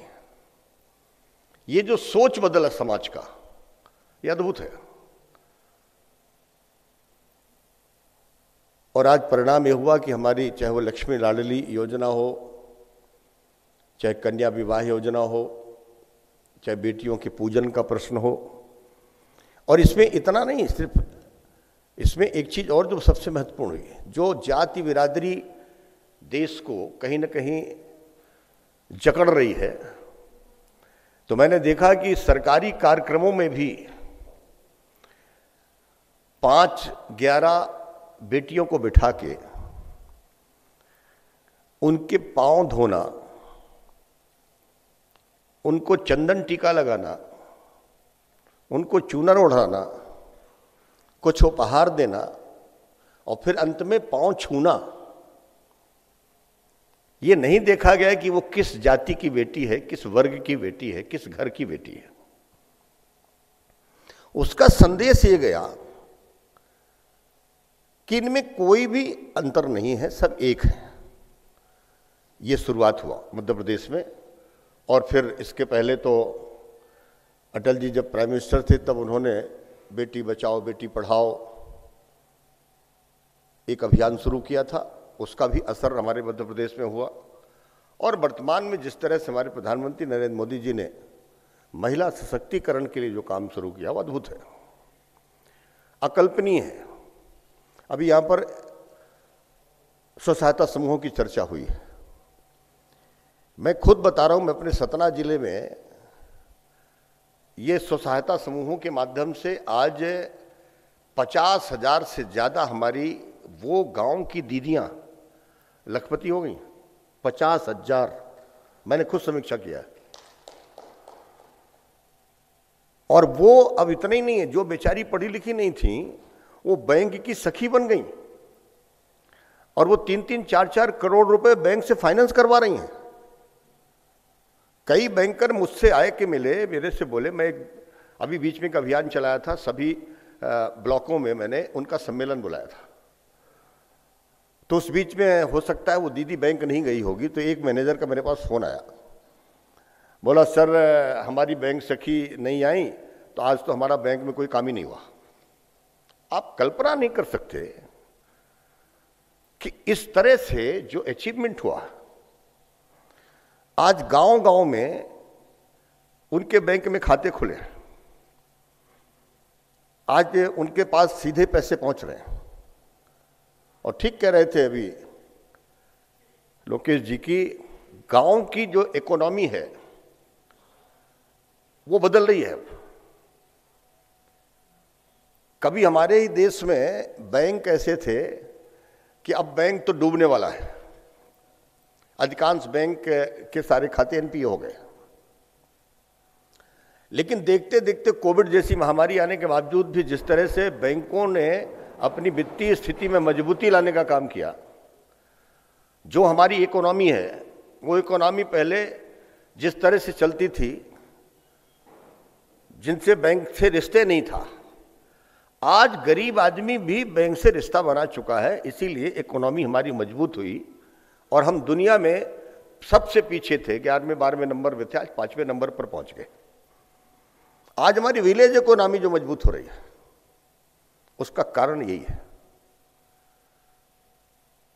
इसी तरह से ग्रीन एनर्जी और के मामले में भी हमारे यहाँ तो निश्चित तौर पर मध्य प्रदेश में पहला अगर कोई हम बड़ा उदाहरण दे सकते हैं तो हमारे रीवा में आदरणीय राजेंद्र शुक्ला जी के अगुवाई में जो सोलर प्लांट लगा, 700 मेगावाट का बिजली का उत्पादन हुआ, वो एक उदाहरण बन गया। और वो उदाहरण की स्थिति हुई कि आज पूरे देश भर में उसका एक बहुत बड़ा क्षेत्र तैयार हो गया और बहुत लोगों ने उसमें पूंजी निवेश करना शुरू कर दिया, प्राइवेट सेक्टर में भी, गवर्नमेंट सेक्टर में भी, दोनों जगह। पहले हमारे मध्य प्रदेश में बिजली होती नहीं थी, 24 घंटे में कभी एक आध घंटे मिल जाए तो बड़ी बात थी। हम लोग खुद, हम तो लालटेन में पढ़े हैं, चंद्रमा की चांदनी में पढ़े, बिजली नहीं थी गांव में। लेकिन आज कोई ऐसा गांव नहीं मिलेगा जहां 24 आवर्स बिजली ना हो। मध्य प्रदेश छत्तीसगढ़ का बंटवारा हुआ तो हमारे जितने भी थर्मल पावर के प्लांट थे सब चले गए छत्तीसगढ़, मध्य प्रदेश के पास कुछ बचे नहीं। ऐसे समय पर हमारी सरकारों ने उत्पादन को भी बढ़ाया, ग्रीन एनर्जी को भी तैयार करने में अपना बहुत बड़ा योगदान किया, थर्मल के साथ साथ हाइड्रो बिजली, ये सब करके आज हम आत्मनिर्भर नहीं बल्कि हम दूसरों को भी निर्यात करने की स्थिति में हैं। हमारे पास नेचुरल रिसोर्स बहुत है। अब तो ग्रीन एनर्जी में हमारी जो फसल है, जो हमारा फसल का डंठल बचता है, अब तो उससे भी बन रही है। जिस तरह से एथेनॉल बनाने का काम प्रधानमंत्री जी के नेतृत्व में शुरू हुआ कि आज 20% से ज़्यादा एथेनॉल हमारे देश में बनने लगा, कच्चे तेल में हमारी 20% का हमने बचत कर दिया खरीदने में। ठीक उसी तरह से ग्रीन एनर्जी में भी जो काम शुरू हुआ है छोटे छोटे स्थानों में, वो बहुत बड़ी बात है। मैं बसंत भैया को, अभय जी को बहुत बहुत धन्यवाद देता हूँ कि जो उन्होंने सब्जेक्ट का चयन किया है उस पर अंतर्राष्ट्रीय विचार विमर्श होगा, कुछ नए विचार आएंगे, वो सरकार के भी काम आएंगे, समाज के भी काम आएंगे और लोगों में एक जागरूकता बढ़ेगी। आज जिन लोगों का यहाँ पर अभी विषयों पर उद्बोधन हुआ है, बहुत अच्छे तरीके से उन्होंने आप सबके सामने विषय को रखा है। मैं शुभकामनाएं देता हूँ कि 3 दिवसीय अंतर्राष्ट्रीय सम्मेलन पूरी तरह से सफल हो और नए सोच के साथ हम आगे बढ़ें। बहुत बहुत धन्यवाद। अपने बीच में मध्य प्रदेश की महिला बाल विकास कैबिनेट मंत्री आदरणीय दीदी निर्मला भूरिया जी उपस्थित हैं। झाबुआ में पेटलाबाद का प्रतिनिधित्व करती हैं। 1993 से आप प्रतिनिधित्व कर रही हैं, विभिन्न दायित्वों पर संगठन में भी रहीं। महिला और विशेष रूप से जनजातीय महिलाओं के विषय में आपने बहुत योगदान अपना किया है और इस सरकार में, मध्य प्रदेश की सरकार में महिला और बाल विकास मंत्रालय का काम देख रही हैं। दीदी से मैं आग्रह करूंगा कि वो आएँ और हम लोगों को अपना उद्बोधन दें। आज यहाँ इस कार्यक्रम में हमारे बीच पे मंच पर उपस्थित है परम आदरणीय उप मुख्यमंत्री राजेंद्र शुक्ल जी और हमारे सतना से निरंतर 5 बार के सांसद हैं वर्तमान में, ऐसे परम आदरणीय गणेश सिंह जी भाई साहब, हमारे विधायक जी आदरणीय श्री वसंत पंडित जी, आदरणीय अरविंद कुमार जी, आदरणीय doctor VK Jain ji, doctor Bharat Mishra ji, आदरणीय श्री लोकेश शर्मा जी और परम आदरणीय अभय महाजन जी। मुझे यहाँ आने का सौभाग्य प्राप्त हुआ। सबसे पहले मैं भारत रत्न राष्ट्र ऋषि परम श्रद्धेय नानाजी देशमुख जी के चरणों में नमन करती हूँ और उनके द्वारा स्थापित दीनदयाल शोध संस्थान के इस महत्वपूर्ण आयोजन के लिए मैं संस्थान के संगठन सचिव माननीय अभय जी और इस संस्थान की पूरी टीम को बधाई देती हूँ। मैं अपने आप को अत्यंत सौभाग्यशाली समझती हूँ कि प्रखर समाज सेवी श्रद्धेय नानाजी देशमुख जी की धरती पर उन्हीं के द्वारा स्थापित संस्थान के कार्यक्रम में मैं सहभागी हूँ। श्रद्धेय नानाजी देशमुख ने हमेशा समाज सेवा को प्राथमिकता दी। उनके कार्यों की गूंज राष्ट्रीय अंतर्राष्ट्रीय स्तर पर रही। ऐसे भारत रत्न नानाजी देशमुख के बताए मार्गों पर दीनदयाल शोध संस्थान चल रहा है। सतत विकास के लक्ष्य जो घोषित किए गए हैं, उन सभी लक्ष्यों पर श्रद्धेय नानाजी बहुत पहले से कार्य शुरू कर चुके थे। यह उनकी दूरदर्शिता थी कि जिन मुद्दों पर आज बात हो रही है, उन मुद्दों पर काफ़ी पहले ही वो काम शुरू कर चुके थे। रिसर्च के लिए अपनी देह तक दान में देने वाले नानाजी को एक बार पुनः नमन करती हूँ। मुझे अत्यंत प्रसन्नता है कि मैं दीनदयाल शोध संस्थान के इस अंतर्राष्ट्रीय सम्मेलन में सम्मिलित हो रही हूँ और दीनदयाल शोध संस्थान जो ग्रामीण उत्थान के साथ साथ समग्र सशक्तिकरण का एक समर्पित संस्थान है, जहाँ पर SDG गोल को प्राप्त करने के लिए न केवल गहन मंथन कर कार्य योजना बनाई जाती है, वरन उस कार्य योजना को स्थानीय मानव संसाधन का उपयोग कर आम जन की सहभागिता से किस प्रकार क्रियान्वित किया जाए, इस पर भी मंथन किया जाता है। मुझे यह जानकारी मिली है कि चौथे अंतर्राष्ट्रीय SDG सम्मेलन में लैंगिक समानता अर्थात SDG 5 तथा सतत ऊर्जा SDG 7 पर विचार मंथन किया जा रहा है। SDG 5 लैंगिक समानता आज मुझे यहाँ SDG 5 लैंगिक समानता जैसे संवेदनशील व महत्वपूर्ण विषय पर अपने विचार व्यक्त करने का भी अवसर प्राप्त हुआ है। यह विषय न केवल आज के समय में अत्यंत प्रासंगिक है बल्कि पूरे समाज के लिए अनिवार्य भी है। लैंगिक समानता का मतलब है पुरुषों और महिलाओं के बीच समान अधिकार, अवसर और समान की स्थिति बिना किसी भेदभाव के।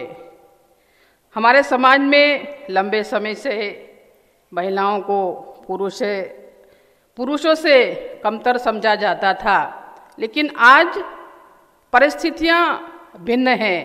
हमारे सांसद जी ने, आदरणीय गणेश सिंह जी ने भी इस विषय पर काफ़ी कुछ कहा है कि आज परिस्थितियां बदली है और जब से हमारी पार्टी की सरकारें बनी हैं, चाहे वो केंद्र सरकार हो, राज्य सरकार हो, परम आदरणीय मोदी जी हो, इस ओर ज़्यादा ध्यान दे रहे हैं कि चाहे वो हमारे महिलाएं हों या पढ़ने वाली हमारी बच्चियां हैं, उन्हें आगे ला कर के, चाहे वो शिक्षा के क्षेत्र में हो, स्वास्थ्य के क्षेत्र में हो, उनको किस तरह से हम स्वावलंबी बना सकें, इसके लिए अनेक तरह की योजनाएं बनाने का काम किया जा रहा है। और ख़ासकर मैं तो ऐसे आदिवासी क्षेत्र से आती हूँ और शुरू से वहाँ पे रह कर के देखा है कि ग्रामीण क्षेत्रों में भी हमारी वहाँ की बच्चियाँ पढ़ लिख करके आगे आ रही है और विभिन्न कामों करके और आगे आने का पूरा प्रयास कर रही है। भारतीय संविधान ने लैंगिक समानता को सुनिश्चित करने के लिए स्पष्ट प्रावधान किए हैं। संविधान के अनुच्छेद 14, 15 और 16 में यह सुनिश्चित किया गया है कि पुरुष और महिला को समान अधिकार मिलेंगे और किसी भी प्रकार का भेदभाव नहीं किया जाएगा। इसके अलावा हिंदू विवाह अधिनियम, विधवा पुनर्विवाह अधिनियम, महिला आरक्षण बिल, इसी के साथ बेटी बचाओ बेटी पढ़ाओ अभियान ने भी लैंगिक समानता की दिशा में एक महत्वपूर्ण काम किया है। यही नहीं, हमारा विभाग भी महिलाओं के अधिकारों व उनके कल्याणार्थ कई योजनाएं चला रहा है। इनके माध्यम से उनमें लैंगिक समानता को खत्म करने का भरसक प्रयास किया जा रहा है। लाडली लक्ष्मी योजना, लाडली बहना योजना आदि योजनाओं के माध्यम से महिलाएं आत्मनिर्भर और सशक्त हो रही है, बल्कि इन योजनाओं का पूरे देश में कहीं ना कहीं असर हो रहा है और दूसरे राज्य भी इससे प्रेरणा लेकर के वहाँ पे भी वो इस तरह की योजनाएं लागू कर रहे हैं और लागू करने की कोशिश कर रहे हैं। लेकिन इन सब के ऊपर महिलाओं को शिक्षित होना बहुत ज़रूरी है। शिक्षा से महिलाओं की मानसिक स्थिति भी सशक्त होती है, जिससे वे निर्णय लेने में आत्मनिर्भर हो जाती है और अपने अधिकारों के लिए आवाज़ उठा सकती हैं। हालांकि हमारे समाज में लैंगिक समानता के प्रति जागरूकता में सुधार हुआ है, फिर भी यह पूरी तरह से लागू नहीं हो सका है। महिलाएं आज भी कई जगहों पर भेदभाव या इस तरह की कई तरह की घटनाएं होती हैं, उसके लिए हमें जागरूक होना पड़ेगा। आज से 3 दिन बाद 25 नवंबर को महिलाओं के विरुद्ध हिंसा उन्मूलन हेतु अंतर्राष्ट्रीय दिवस मनाया जाएगा। मेरा अनुरोध है कि दिनांक 24 नवंबर को इस दिवस की पूर्व संध्या पर महिलाओं के विरुद्ध हिंसा उन्मूलन के संकल्प के साथ चित्रकूट सम्मेलन का समापन हो। लैंगिक समानता केवल कानूनी अधिकारों तक सीमित नहीं है, बल्कि यह समाज के मानसिकता और दृष्टिकोण में बदलाव की मांग करता है। हमें यह समझना होगा कि लैंगिक समानता सिर्फ महिलाओं के लिए नहीं, बल्कि समाज के प्रत्येक सदस्य के लिए फायदेमंद है। जब महिलाओं को समान अवसर मिलते हैं तो वे समाज के विकास में महत्वपूर्ण योगदान देती हैं, जिससे समाज की समृद्धि और सशक्तिकरण होता है। आज आवश्यकता है कि हम लैंगिक समानता को केवल एक आदर्श के रूप में न देखें, बल्कि इसे अपने जीवन का हिस्सा बनाएं। यह हमारी जिम्मेदारी है कि हम समाज में हर स्तर पर समानता को बढ़ावा दें और महिलाओं को उनके अधिकार और अवसर दिलाने के लिए काम करें। मैं यही कहना चाहूँगी कि लैंगिक समानता के बिना कोई भी समाज सशक्त और समृद्ध नहीं हो सकता। तो आइए हम सभी मिलकर एक समान और न्यायपूर्ण समाज की स्थापना करें, जहां हर व्यक्ति को उसके अधिकार मिलें, चाहे वह पुरुष हो या महिला। SDG 7 सतत ऊर्जा, आज इस सम्मेलन में सतत ऊर्जा की दिशा में आवश्यकता और अनिवार्यता पर भी मंथन किया जा रहा है। हम सभी जानते हैं कि पृथ्वी में भंडार किया गया ईंधन एक निश्चित समय बाद समाप्त हो जाएगा। अब आवश्यकता है कि हम किस प्रकार से ऐसे ईंधन पर अपनी निर्भरता कम करें और रिन्यूएबल स्रोत को बढ़ावा दें। हमारे पास सूर्य की ऊर्जा को और पवन की शक्ति को ऊर्जा में बदलने के तमाम साधन उपलब्ध हैं और इससे पर्यावरण को भी बहुत ज़्यादा अनुकूलता मिलती है। मैंने कहीं पढ़ा है कि जिस हद से पृथ्वी द्वारा सौर ऊर्जा को रोका जाता है, वह मानव द्वारा उपयोग की जाने वाली ऊर्जा से 10,000 गुना अधिक है। तो हम सबकी यह जिम्मेदारी बनती है कि हम solar energy, wind energy, geothermal energy, hydro power, समुद्र ऊर्जा आदि का अधिक उपयोग करें और इसकी हमारे देश में कमी भी नहीं है, भरपूर मात्रा में सभी हमारे यहाँ उपलब्ध है। हमारे यशस्वी प्रधानमंत्री माननीय नरेंद्र भाई मोदी जी द्वारा इसके लिए बहुत मेहनत कर रहे हैं और यही कारण है कि विश्व स्तर पर विंड पावर में भारत चौथे स्थान पर है। कतिपय देश ऐसे भी हैं जो सूर्य, हवा, पानी से लगभग 98% बिजली का उपयोग कर लेते हैं। मेरा मानना है कि गांव-गांव में किस प्रकार से सोलर एनर्जी और पवन ऊर्जा का विस्तार हो सकता है, यह हमारी कार्य योजना में शामिल होना चाहिए। आंगनवाड़ियों में और सौर ऊर्जा का उपयोग हर विद्युत प्रदाय किए जाने पर भी हम लोग काम कर रहे हैं और जहाँ जहाँ हम लोग कोशिश कर रहे हैं कि मेरे विभाग में भी जहाँ आंगनवाड़ियाँ बनेगी वहाँ भी हम सौर ऊर्जा के माध्यम से वहाँ बिजली देने का काम करें, गंभीरता से कार्य कर रहे हैं। इससे और आगे बढ़कर गति से और किस प्रकार से ऊर्जा उत्पादित की जा सकती है, इस पर भी ध्यान दिया जाना आवश्यक है। आंगनवाड़ी और स्कूलों में गोल घूमने वाले झूले से किस प्रकार से ऊर्जा उत्पादित की जाए जिससे कम से कम उस परिसर में विद्युत मिल सके। एक देश में फुटपाथ पर इस प्रकार से फ्लोर लगाए गए हैं कि मात्र उस पर चलने से उस क्षेत्र में प्रकाश की व्यवस्था हो जाती है। कई देशों ने इस पे भी काम किया है। हमें 2 स्तरों पर काम करना होगा। वर्तमान में खपत होने वाली ऊर्जा को बचाएं और सतत ऊर्जा का उत्पादन और प्रयोग में बढ़ाए क्योंकि विश्व का भविष्य और भला इसी में है। मैं एक बार पुनः श्रद्धेय नाना जी को नमन करते हुए अपनी वाणी को विराम देती हूँ। साथ ही दीनदयाल शोध संस्थान की पूरी टीम को बधाई देती हूँ।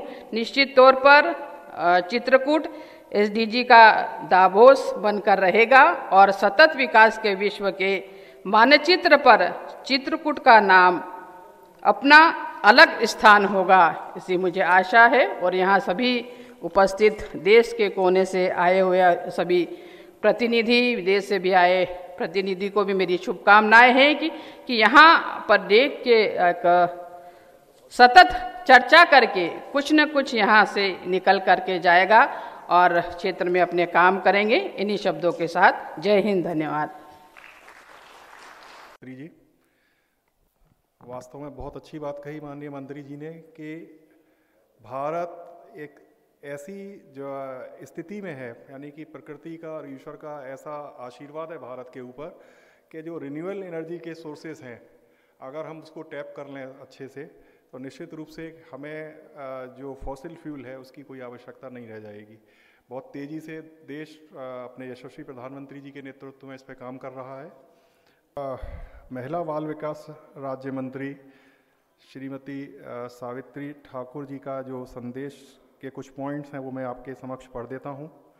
भगवान राम की तपोभूमि और भारत रत्न राष्ट्रपति श्री नानाजी देशमुख की कर्मभूमि में इस अंतर्राष्ट्रीय आयोजन पर मैं दीनदयाल शोध संस्थान को साधुवाद देती हूँ।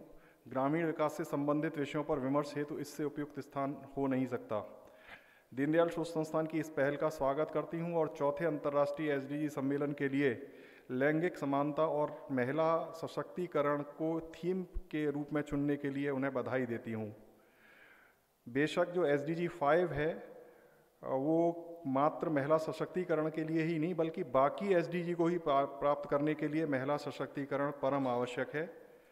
उन्होंने स्वामीनाथन जी, स्वर्गीय डॉक्टर MS स्वामीनाथन जी को कोट करते हुए कहा है कि गरीबों का पक्षधर यानी सतत विकास को डिफाइन स्वामीनाथन जी ने किया है कि ये गरीबों का पक्षधर है, रोजगार बढ़ाने वाला है, प्रकृति संरक्षण का पक्षधर है और महिलाओं का पक्षधर के रूप में है। इससे उनका तात्पर्य था कि महिलाएं सभी सतत विकास का आधार या आधार स्तंभ हैं। उनका कहना है कि वैश्विक स्तर पर SDG को प्राप्त करने की प्रगति विशेष रूप से महिलाओं के संबंधित विषय में अपेक्षा से धीमी रही है। इसके फलस्वरूप 2030 तक SDG को प्राप्त करने के हम अपने लक्ष्य में बहुत पिछड़ रहे हैं और अब इस बात पर चर्चा हो रही है कि 2030 से आगे क्या किया जाना चाहिए। 1972 में स्टॉकहोम पर्यावरण सम्मेलन से लेकर पिछले साल अपने यशस्वी प्रधानमंत्री जी के नेतृत्व में G20 बैठक और हाल ही में भविष्य के शिखर सम्मेलन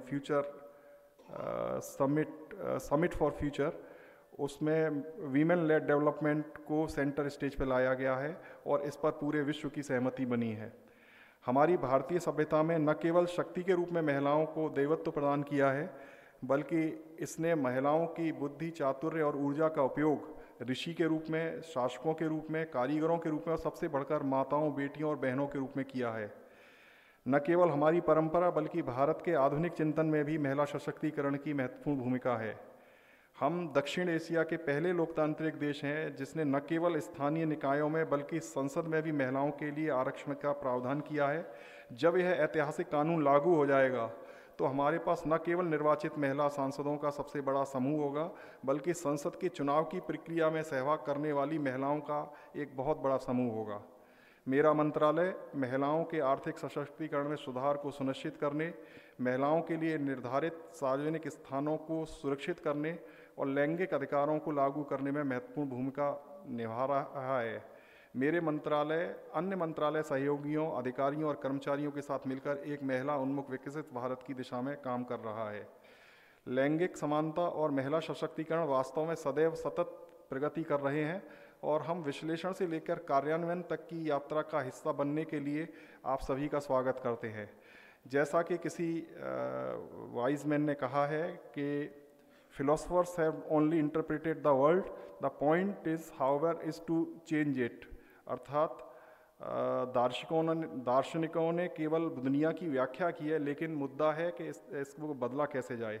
मुझे लगता है कि एक थिंक एंड टू संगठन के रूप में दीनदयाल शोध संस्थान विश्व SDG फोरम की छत्रछाया में इन लक्ष्यों को साकार करने के लिए अन्य जमीनी स्तर के हस्तक्षेपों के साथ काम करने के लिए एक अच्छी तरह से तैयारी के साथ आप सबके समक्ष उपस्थित है। धन्यवाद। ये शॉर्ट पॉइंट से उनके जो वो था जो उनके ऑफिस से मिला है मुझे। कार्यक्रम के हम समारोह की ओर बढ़ रहे हैं। अपने उद्बोधनों में माननीय सांसद जी ने, माननीय मंत्री जी ने अपने सम्माननीय उप मुख्यमंत्री जी का परिचय दिया कि और लोकेश जी ने भी अपने बताया कि किस तरह से उनके नेतृत्व में एक रिन्यूएबल एनर्जी के क्षेत्र में या ऊर्जा के क्षेत्र में काम हुआ है। आप शिक्षण से इंजीनियर हैं, BE आपने की ना 86 में। छात्र राजनीति से आपने शुरुआत की, आप अध्यक्ष थे रीवा का जो इंजीनियरिंग कॉलेज है वहाँ। उसके बाद लगातार आप चुनाव बड़े मार्जिन से जीतते रहे और 2004 में सबसे पहली बार माननीय उमा भारती जी के नेतृत्व में जो सरकार बनी थी, उसमें स्वतंत्र प्रभार के राज्य मंत्री। फिर 2008 में माननीय शिवराज जी चौहान जी के उसमें आपको विधि और खनिज मंत्रालय था। 2009 से ऊर्जा और पुनर्नवीकरण ऊर्जा मंत्रालय आपको मिला, और उस रूप में आपने जो काम किया तो वो सबके सामने परिलक्षित है। इसके अलावा रीवा क्षेत्र जहाँ से आप आते हैं, वहाँ पे सफ़ेद जो बाघ हैं उनकी विलुप्त हो रहे थे। आपके प्रयासों से उसको भी एक पुनर्जीवन मिला हुआ है, और आज एक वहाँ सफारी भी डेवलप हुई है। विनम्रता आपका एक बहुत बड़ा आभूषण है। बड़ा लंबा हमारा उनके साथ में बहुत बार घर भी जाना हुआ है, तो ऐसे अपने हम सबके प्रिय माननीय उप मुख्यमंत्री जी को मैं आग्रह करूंगा कि वो अगले 2 दिन के लिए हम लोगों को दिशा दें।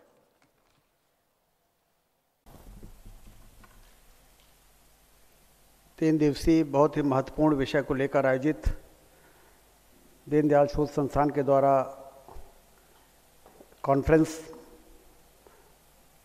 के अवसर पर हम सबके बीच में उपस्थित मंत्रिमंडल में मेरी सहयोगी आदरणीय श्रीमती निर्मला भूरिया जी, जो महिला बाल विकास मंत्री हैं, इस क्षेत्र के लोकप्रिय और बहुत ही वरिष्ठ सांसद आदरणीय गणेश सिंह जी, इस क्षेत्र के लोकप्रिय विधायक आदरणीय सुरेंद्र सिंह गहरवार जी, तेलंगाना गवर्नमेंट के स्पेशल चीफ सेक्रेटरी आदरणीय अरविंद कुमार जी, आदरणीय लोकेश शर्मा जी, जिनका वर्ल्ड बैंक से लेके कई संस्थानों में एक लंबा अनुभव और एक्सपोजर रहा है, मुख्यमंत्री जी के सलाहकार के रूप में सुशासन जो भोपाल में उसकी अगुवाई कर रहे हैं, वहाँ पर आदरणीय बसंत जी जो कार्यक्रम के आज के सूत्रधार हैं, आदरणीय अभय महाजन जी जो हमेशा सबसे पीछे वाली सीट पर बैठते हैं, हम लोग ढूंढते हैं अभी जी गए कहाँ सारा कार्यक्रम आयोजित करके, मंच में दिखते नहीं हैं, सामने दिखते नहीं, फिर लास्ट में देखना पड़ता है तो अभय जी दिखाई देते हैं।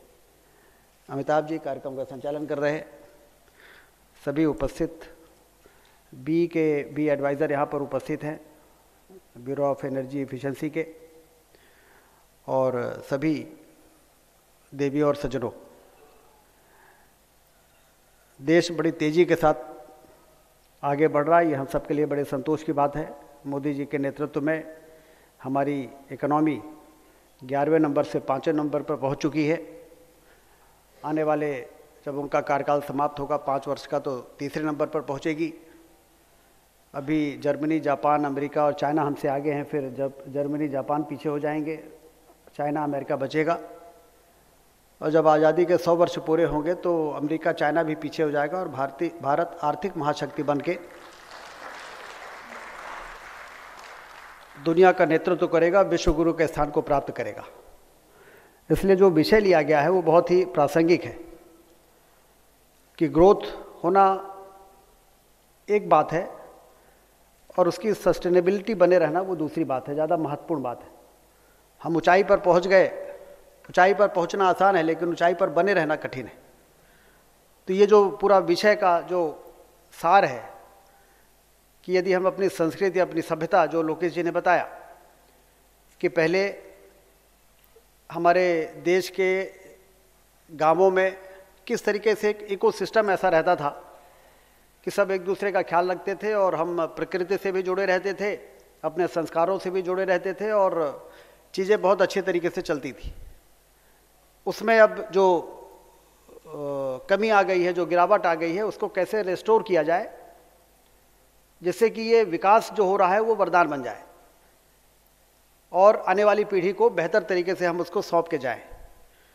ये चिंतन का विषय है और इसके लिए महिला सशक्तिकरण एक बहुत महत्वपूर्ण इसका कंपोनेंट है, क्योंकि आधी जनसंख्या माताओं बहनों की है।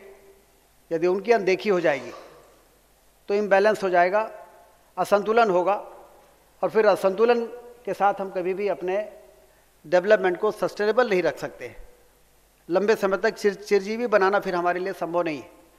इसलिए विषय जो SDG 5 है कि हम क्या कर सकते हैं और क्या और हमको करना चाहिए।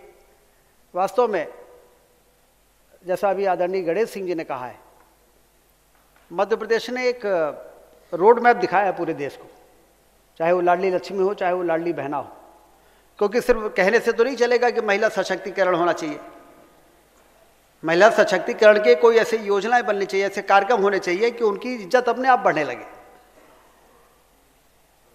और आजकल ये कहने में कोई संकोच नहीं है कि यदि हमारे अंदर इकोनॉमिक इंडिपेंडेंस नहीं है, आर्थिक रूप से हम सशक्त नहीं हैं, तो हम सशक्त नहीं बन सकते। ये बात सही है कि अर्थव्यवस्था समृद्धि कभी कभी बुरी आदतें भी लाती है, लेकिन यदि हम संस्कार और संस्कृति से जुड़े हैं और आर्थिक रूप से संपन्न हो गए तो फिर हमारा विकास जो है वो बहुत लंबे समय तक कायम रहेगा और हम दूसरे के लिए लाभकारी साबित हो सकते हैं।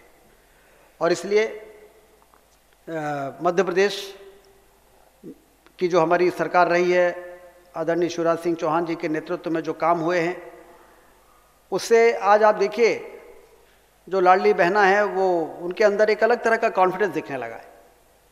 अभी प्रधानमंत्री ने कहा है कि हम लखपति दीदियाँ बनाएंगे, 3 करोड़ लखपति दीदियाँ बनाएंगे आने वाले इन समय में, और उससे जो उनकी निर्भरता होगी वो अपने आप ही सारी चीज़ों को बेहतर करेगी। और इसलिए पहले हम लोग देखते थे कि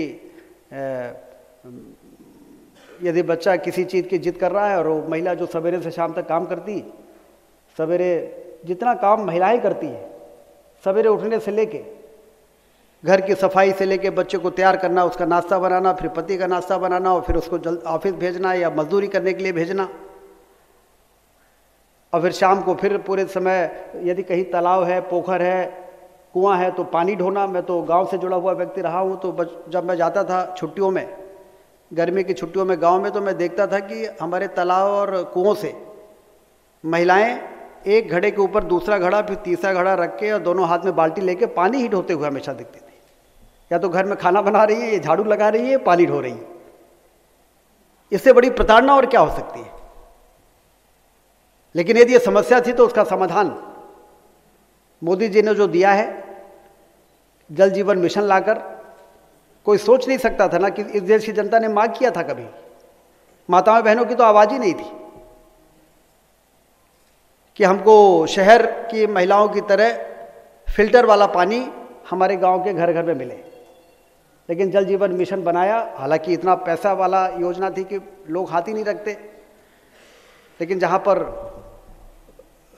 चाह होती वहाँ पे राह को निकलना पड़ता है। बहुत ही मजबूत राजनीतिक इच्छा शक्ति वाला व्यक्ति ही इस काम को हाथ में ले सकता था कि हम फिल्टर प्लांट बनाएंगे, टंकियाँ बनाएंगे गांव-गांव में, पाइपलाइन बिछाएंगे और फिल्टर वाला पानी गांव के महिलाओं के हर घर के में टैप वाटर देंगे। ये बहुत ही मजबूत इच्छा शक्ति वाला व्यक्ति इस काम को हाथ में ले सकता था और वो हाथ में लिया गया। एक एक जिले में 2-2 हज़ार 3-3 हज़ार करोड़ की योजनाओं पर काम हो रहा है। एक एक प्रदेश में, हमारे मध्य प्रदेश में 70,000 करोड़ का काम चल रहा है। और जिस दिन ये काम पूरा होगा तो जैसे अटल बिहारी वाजपेयी जी ने प्रधानमंत्री सड़क योजना बनाकर 24 घंटे बिजली, ऑल वेदर रोड, जब मोदी जी प्रधानमंत्री बने थे वो अटल जी, तो आधे से ज़्यादा गांव में ऑल वेदर रोड नहीं थी। बरसात में यदि कोई घर के बाहर है, गांव से बाहर गया तो बरसात हो गई तो गांव नहीं आ सकता, और यदि गांव में है कोई बीमार हो गया तो अस्पताल नहीं पहुंच सकता था। और दूसरा काम हुआ 24 घंटे बिजली गांव में देना, वो भी नेक्स्ट टू इम्पॉसिबल था। ऐसी इतना बिगड़ा हुआ सिस्टम था। मैंने तो जब विधानसभा में अनाउंस किया था ऊर्जा मंत्री के नाते कि 24 घंटा बिजली देंगे, तो विरोधी मित्र खड़े हो गए और कहें ये गलत बयानबाजी कर रहे हैं, अध्यक्ष महोदय ऊर्जा मंत्री गलत बोल रहे हैं। तो हमने कहा कि मैंने अगल बगल देखा अपने साथियों की ओर के, कुछ गलत बोल दिया क्या? 24 घंटे बिजली देने की बात कर रहे हैं तो क्या गलत हो गया?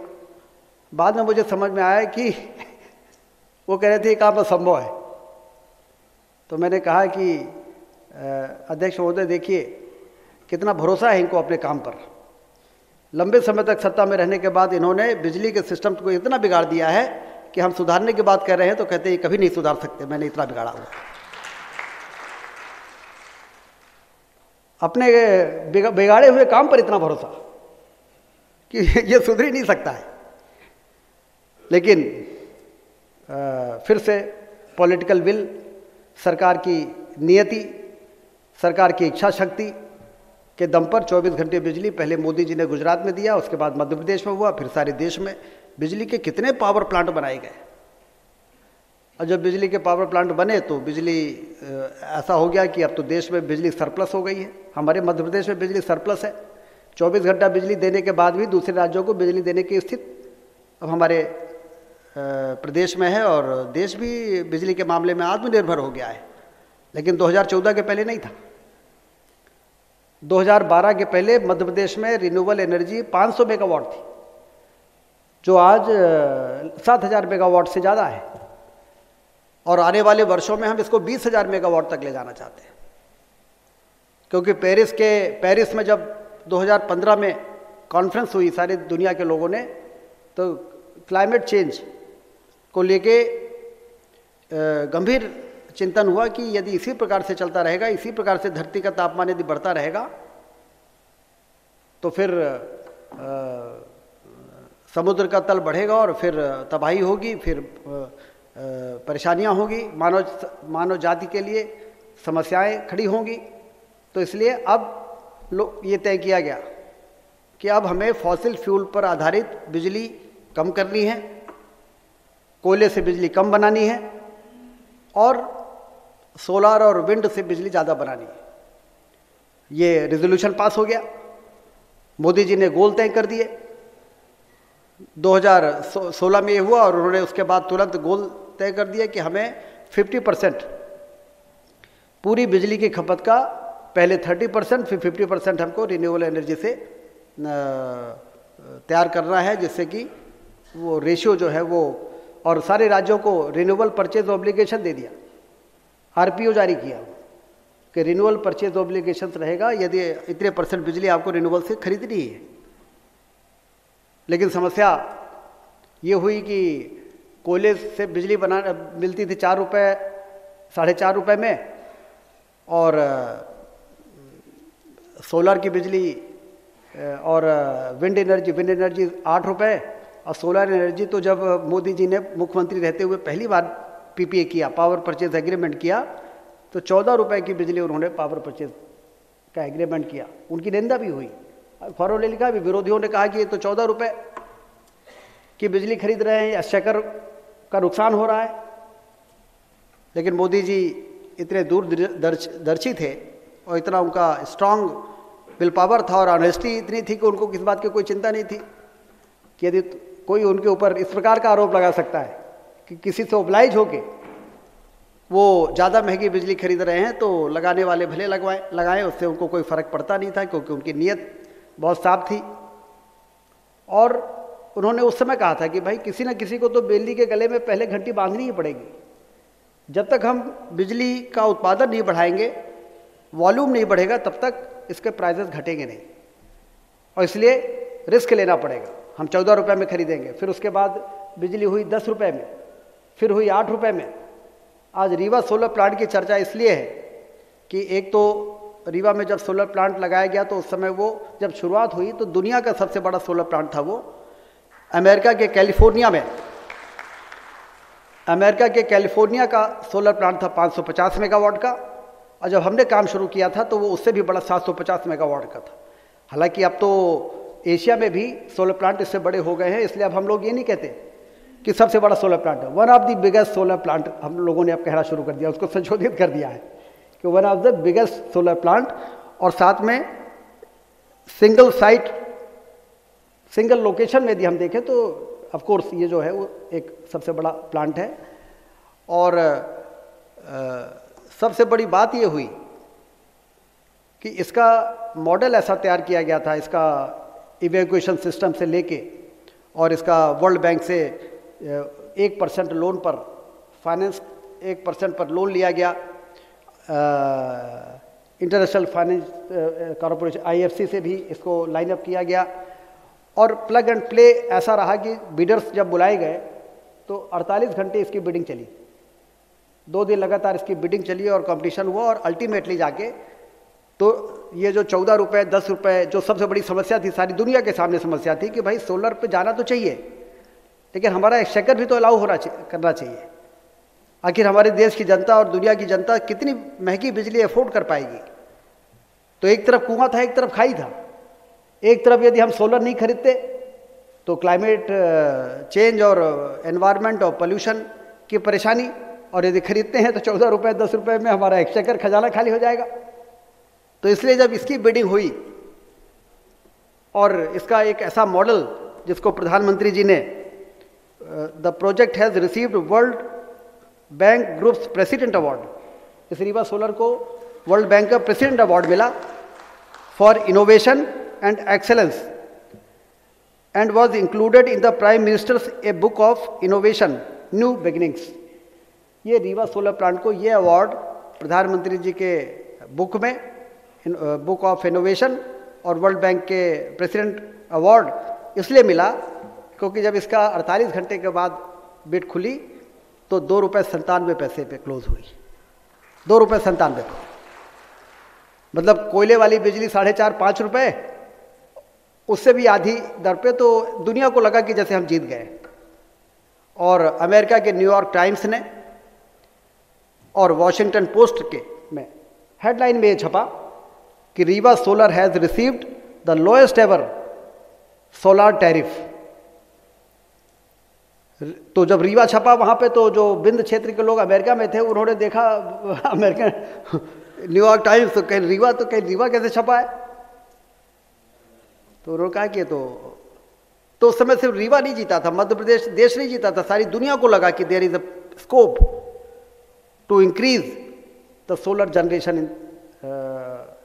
इन द ग्लोब।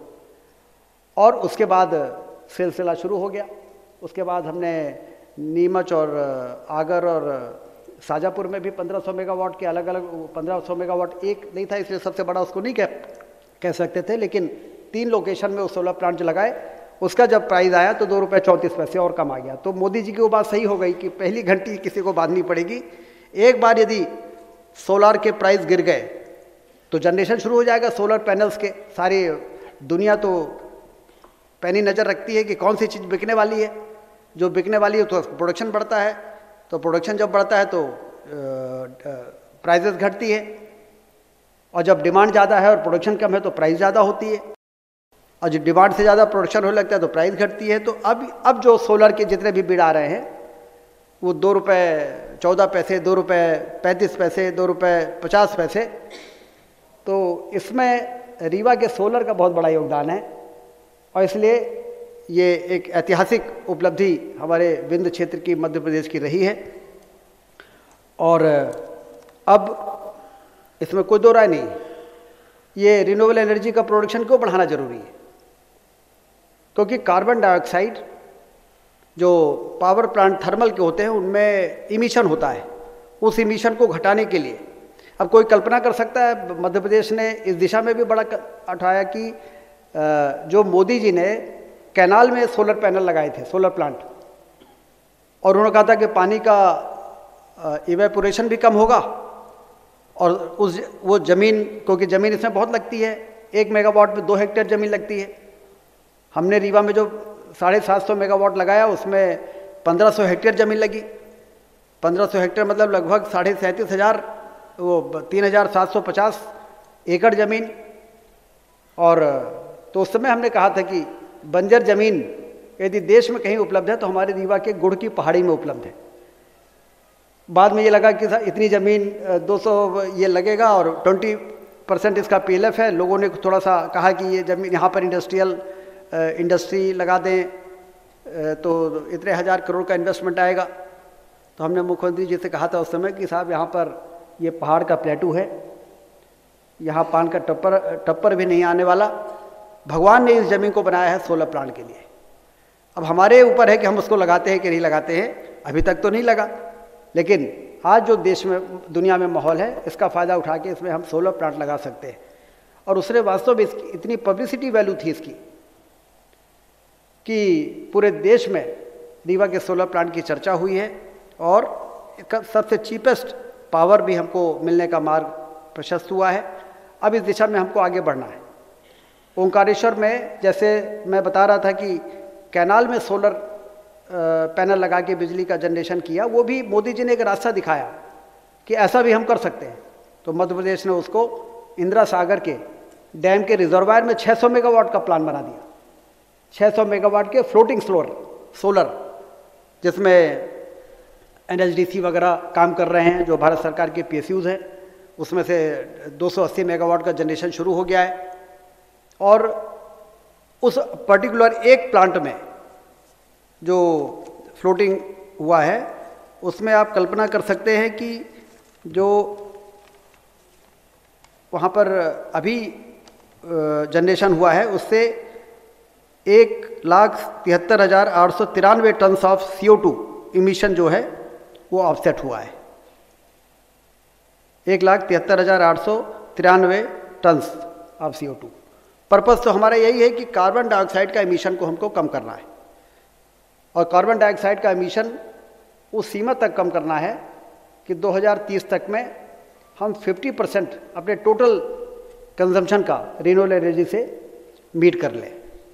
जितना बिजली का हमारी खपत है उसमें 50% बिजली रिन्यूएबल एनर्जी से उपयोग यदि होने लगे 2030 तक, तो आप कल्पना कर सकते हैं कि यदि प्लांटेशन कार्बन डाइऑक्साइड को कम करने का एक माध्यम हमारे पास रहा, तो दूसरा माध्यम है कि हम रिन्यूएबल एनर्जी पर जाएं तो कार्बन डाइऑक्साइड का इमिशन ही नहीं होगा, तो ऑफसेट हो जाएगी।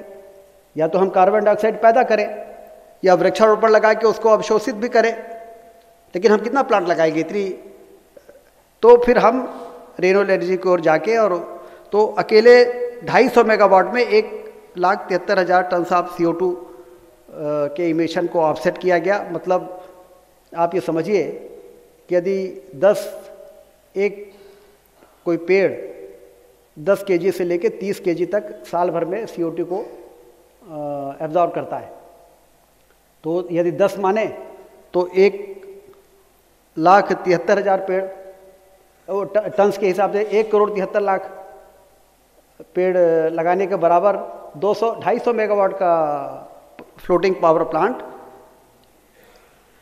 1,73,00,000 ट्रीज के बराबर का काम कर रहा है। कार्बन डाइऑक्साइड को जहाँ तक अवशोषित करने का सवाल है, तो ये जो जितना बड़ा अभियान चल रहा है 50% पूरे कंजम्पशन का 2030 तक यदि हमने रिन्यूएबल एनर्जी के टारगेट को गोल को प्राप्त कर लिया, तो आप कल्पना करिए कि कितनी कार्बन डाइऑक्साइड को ऑफसेट करने की योजना प्रधानमंत्री मोदी जी ने बनाई है। और 2070 तक में तो जीरो लेवल पर कार्बन डाइऑक्साइड के इमिशन को पहुंचाने का उनका एक बहुत एम्बिशियस टारगेट है। और इसलिए ये बहुत सही समय है, जब देश आर्थिक रूप से सशक्त हो रहा है, उस समय इस प्रकार के जो सस्टेनेबल ग्रोथ से जुड़े हुए कार्य हैं उसको हम कितनी तेज़ी के साथ हाथ में लेकर उसको आगे बढ़ाते हैं। जैसा मैंने आपको बताया कि अभी 7,000 मेगावाट ही है हमारा सोलर और विंड की कैपेसिटी को यदि हम माने, जो 500 मेगावाट थी उसको 7,000 किया, और आने वाले वर्षों में उसको हम 20,000 मेगावाट तक ले जाने की तैयारी कर रहे हैं। 20,000 मेगावाट 3 गुना, जिससे कि मध्य प्रदेश का मोदी जी के गोल को अचीव करने में मैक्सिमम कंट्रीब्यूशन बना रहे। इसके लिए लगातार काम हो रहे हैं। मुरैना में तो 3,000 हेक्टेयर ज़मीन को आइडेंटिफाई करके, जो इससे भी ज़्यादा 1 स्टेप आगे रिन्यूएबल एनर्जी के स्टोरेज करने की भी फैसिलिटी वहाँ पर बनाई जा रही है कि दिन में बिजली बनेगी और उसको बैटरी में स्टोर कर लेंगे, और फिर उसको रात में जहाँ पीक आवर्स होंगे वहाँ पर उस बिजली को देने का काम करेंगे। तो उस प्रोजेक्ट में भी, वो भी एक अपने आप में बड़ा प्रोजेक्ट है। तो मध्य प्रदेश एक पायनियर स्टेट के रूप में रिन्यूएबल एनर्जी का जहाँ तक सवाल है, महिला सशक्तिकरण का जहाँ तक सवाल है, हमें इस बात का गर्व है कि एक अग्रणी राज्य के रूप में इन दोनों क्षेत्रों में जो आज DRI का ये सब्जेक्ट है कि विकास करना तो ठीक है, लेकिन विकास लंबे समय तक कैसे कायम रहेगा उसकी चिंतन जो बैठक है यहाँ पर, उसमें मध्य प्रदेश बहुत तेज़ी के साथ, मुझे कहने में कोई संकोच नहीं है, मोदी जी के नेतृत्व ने हमारा हौसला बढ़ाया है, लेकिन मोदी जी के अपेक्षानुसार सबसे मजबूती के साथ काम करने वाला राज्य यदि कोई है तो वो मध्य प्रदेश है। ये मुझे कहने पे बड़ा गर्व है। और चाहे मुरैना का सोलर पार्क हो, चाहे फ्लोटिंग प्लांट हो, चाहे घर घर में अब रूफटॉप सोलर का भी को हमको अडॉप्ट करने की ज़रूरत है। प्रधानमंत्री जी ने इस नए कार्यकाल में पीएम सूर्य घर योजना शुरू की है, जिसमें हर छत में हम 3 किलोवाट का सोलर लगा सकते हैं और उसकी कीमत लगभग 1.25 लाख होती है, जिसमें 50% सब्सिडी है। मतलब यदि 3 किलोवाट का कोई अपने घर में लगाता है तो उसकी रिक्वायरमेंट पूरी हो जाती है। यदि उससे कम है तो ग्रिड में चला जाएगा तो पैसा मिलेगा, क्योंकि नेट मीटरिंग हमारे यहाँ देश में अब लागू हो चुकी है। जैसा जर्मनी में, मैं जब जर्मनी में गया था रिन्यूएबल एनर्जी के कॉन्फ्रेंस में, तो मैं वो एक शहर देखने गया था जो 100% रूफटॉप सोलर था। यहाँ पर पूरी बिजली वो लेते थे और बेचते भी थे और वो आमदनी का जरिया भी बन गया था।